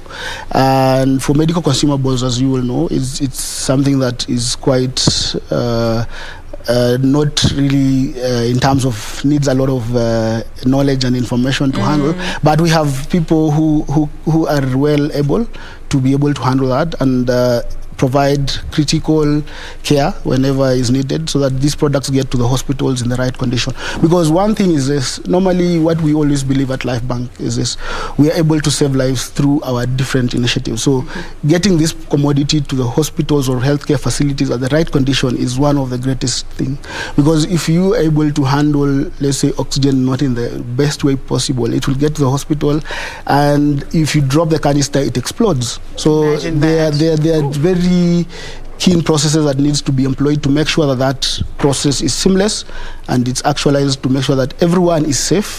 That is one of the biggest points that needs to be underlined. So it's safety first. Yes. Then it can now go and now do the actual task that is supposed to do. Yeah, exactly. All right. Now, as we draw nearer to the close of this conversation, in terms of adjusting to the pandemic, because that's just brought a whole reality to the entire global population when it comes to our capacity, first of all, as a country, to ensure that demand is somewhere close to meeting the supply, or rather the supply is somewhere close to meeting the demand that we need as a country, and also you as part of the value chain ensuring that you are at your best capacity, because the environment does allow for you to operate at your best capacity, and the personnel are also, you know, towing the line and at their best capacity. Taking a step back and looking at the bigger picture, how can we improve capacity at all points of interaction? So COVID-19 has really given us it's an eye-opener for everyone. Reality check. Yeah, it's a reality check, because no one knew how we will be able to evolve this much. And I give... I can congratulate everyone who has been in this, because they've really tried. They've learned through the process, and we can be able to tell that we are seeing a significant change in how preparedness and how we can prepare for disasters coming our way. So I think moving forward, we are able to see that demand has gone down for now, because COVID cases have gone down, vaccination currently, the drive for vaccination is helping, and we can tell that with this kind of preparedness, we will be able to see that number go down. But one thing I can say is this: there's one point where we never used to know the exact how oxygen therapy is administered, but with COVID-19 it has really helped a lot. Even the health workers, now they know the exact levels to administer oxygen. So initially it was just here and there, but now at least everyone in the healthcare industry knows when to administer oxygen, and the demand has also the demand now for oxygen has not only gone down, but it has made sure that everyone now understands the best care or best practices to be done for oxygen therapy, and that makes sure that the preparedness for the same in terms of hospitals building capacity, the government building, also putting aside a lot of budgetary allocations to be able to meet such, and I think the government also has a very big part in this, because they have done a lot of improvements to public sector, hospitals and other facilities. So they have put up oxygen tanks, and they are able to monitor that by the day, so that they can now be able to meet that demand. Because initially it was everyone on their own and God for us all. Itself, but for now we can say that the preparedness is on a different notch, and the worst of it all was in July, August, when we were going through the Delta variant. But we've seen that if we conquered that and putting in place the different oxygen plants that are being set up in the country, we've seen, like currently, as you said, there are 73 plants, but they are growing. There are some still in construction. There are some cylinders that are still, like the other day I received a consignment of cylinders from abroad, and that is just in place to be able to beef up that capacity that we have. Because initially there's a point where we exhausted all our infrastructures, because there was no more cylinders to issue to healthcare facilities, and that was really a big problem. But now we've been able to beef up that capacity to make sure that the technology to predict demand, that we've already now initiated that, and we have also initiated cylinders and also increased in our capacity to deliver that same. So we've done that in that short process, so that we can be able to be ready for the next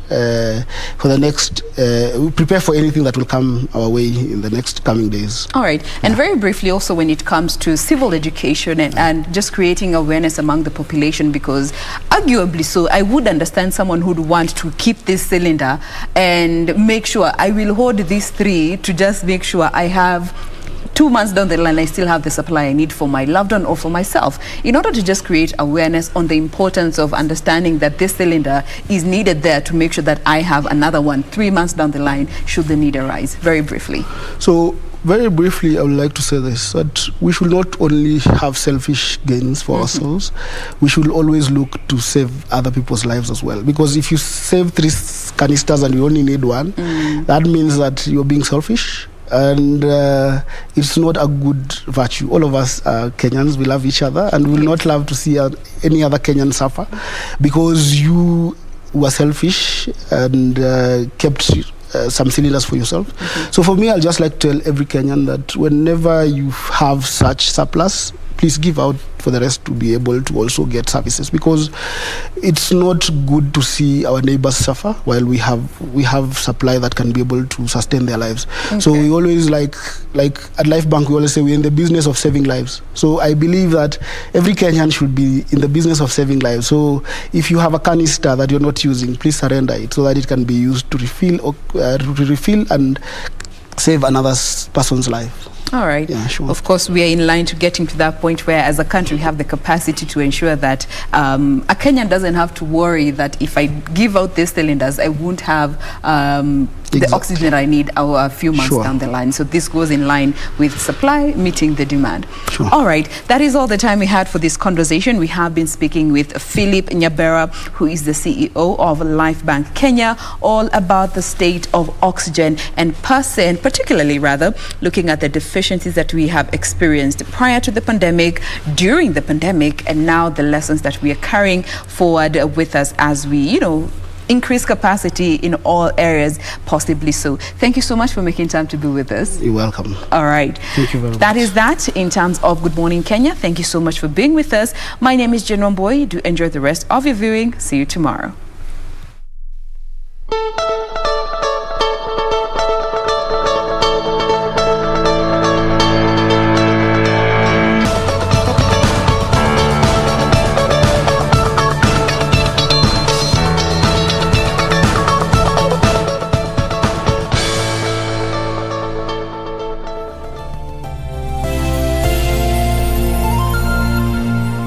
The 7th and final annual Devolution Conference is back. The conference will take place from 23rd to 26th of November 2021 at Makueni Boys High School, Makueni County. The theme of the conference is multi-level governance for climate action, with a sub-theme, Sub-National Mobilization in Unlocking the Full Potential of Climate Action During and After Pandemics. The conference will be officiated by His Excellency Uhuru Kenyatta, President of the Republic of Kenya. To register as a delegate or exhibitor, visit www.devolutionconference.cog.go.ke or call 0718 242203.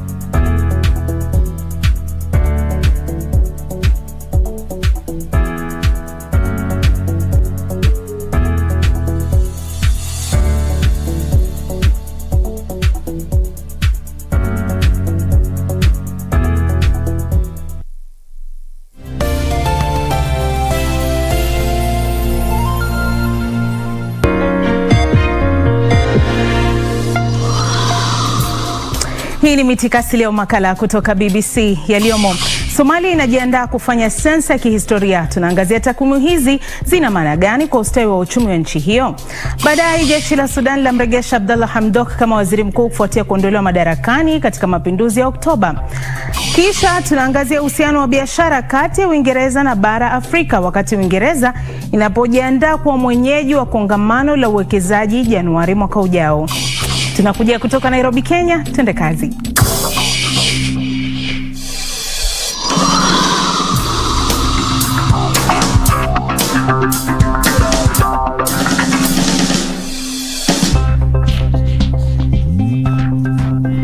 Naam, karibu katika habari za biashara zinazokuhusu, uchambuzi wa kina na mahojiano. Jina langu ni Hamida Abubakar.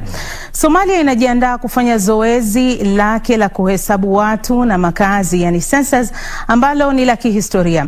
Ikiwa idadi ya sasa ya watu takriban milioni 15, ukuaji wa haraka wa taifa hilo unatarajiwa kuweka mkazo wa ziada kwenye rasilimali za nchi. Mnamo Machi mwaka jana, shirika la kimataifa la fedha pamoja na Benki ya Dunia zilisema Somalia imechukua hatua zinazohitajika kuanza kupokea msamaha wa deni lake chini ya mpango ulioimarishwa wa nchi maskini zenye madeni makubwa. Hii taruhusu deni la Somalia kupunguzwa kutoka dola bilioni 5.2 hadi dola milioni 557 na kuingiza taifa hilo katika mfumo rasmi wa kimataifa wa fedha, ikiwa ni baada ya miaka 30. Mojawapo ya masharti hayo ilikuwa ni kuanzishwa kwa ofisi huru ya takwimu ambayo sasa imeundwa. Sharmar Kefara ni mkurugenzi mkuu wa shirika la kitaifa la takwimu la Somalia na anaeleza umuhimu wa zoezi hilo kwa taifa la Somalia. Ili hili likamilike, tutahitaji kuchapisha angalau vitabu viwili vya takwimu za uhakika. Pia tunahitaji kuanzisha na kutoa viashirio kadhaa vya kiuchumi kabla ya kufikia hatua ya kukamilisha safari yetu ya msamaha wa deni. Kufuatia hilo, tuna idadi kadhaa ya tafiti, ikiwa kwanza ni utafiti wa bajeti ya makazi Somalia ambayo inaendelea kwa sasa. Mwaka ujao pia tutafanya uchunguzi wa jumla. Hiyo itajaza sehemu kubwa ya sekta yetu ya kiuchumi na kijamii. Hata hivyo, tunapanga pia kufanya sensa ifikapo mwisho wa mwaka 2023 ambayo itakuwa sensa ya kwanza tangu mwaka 1975. Kimsingi huwezi kudhibiti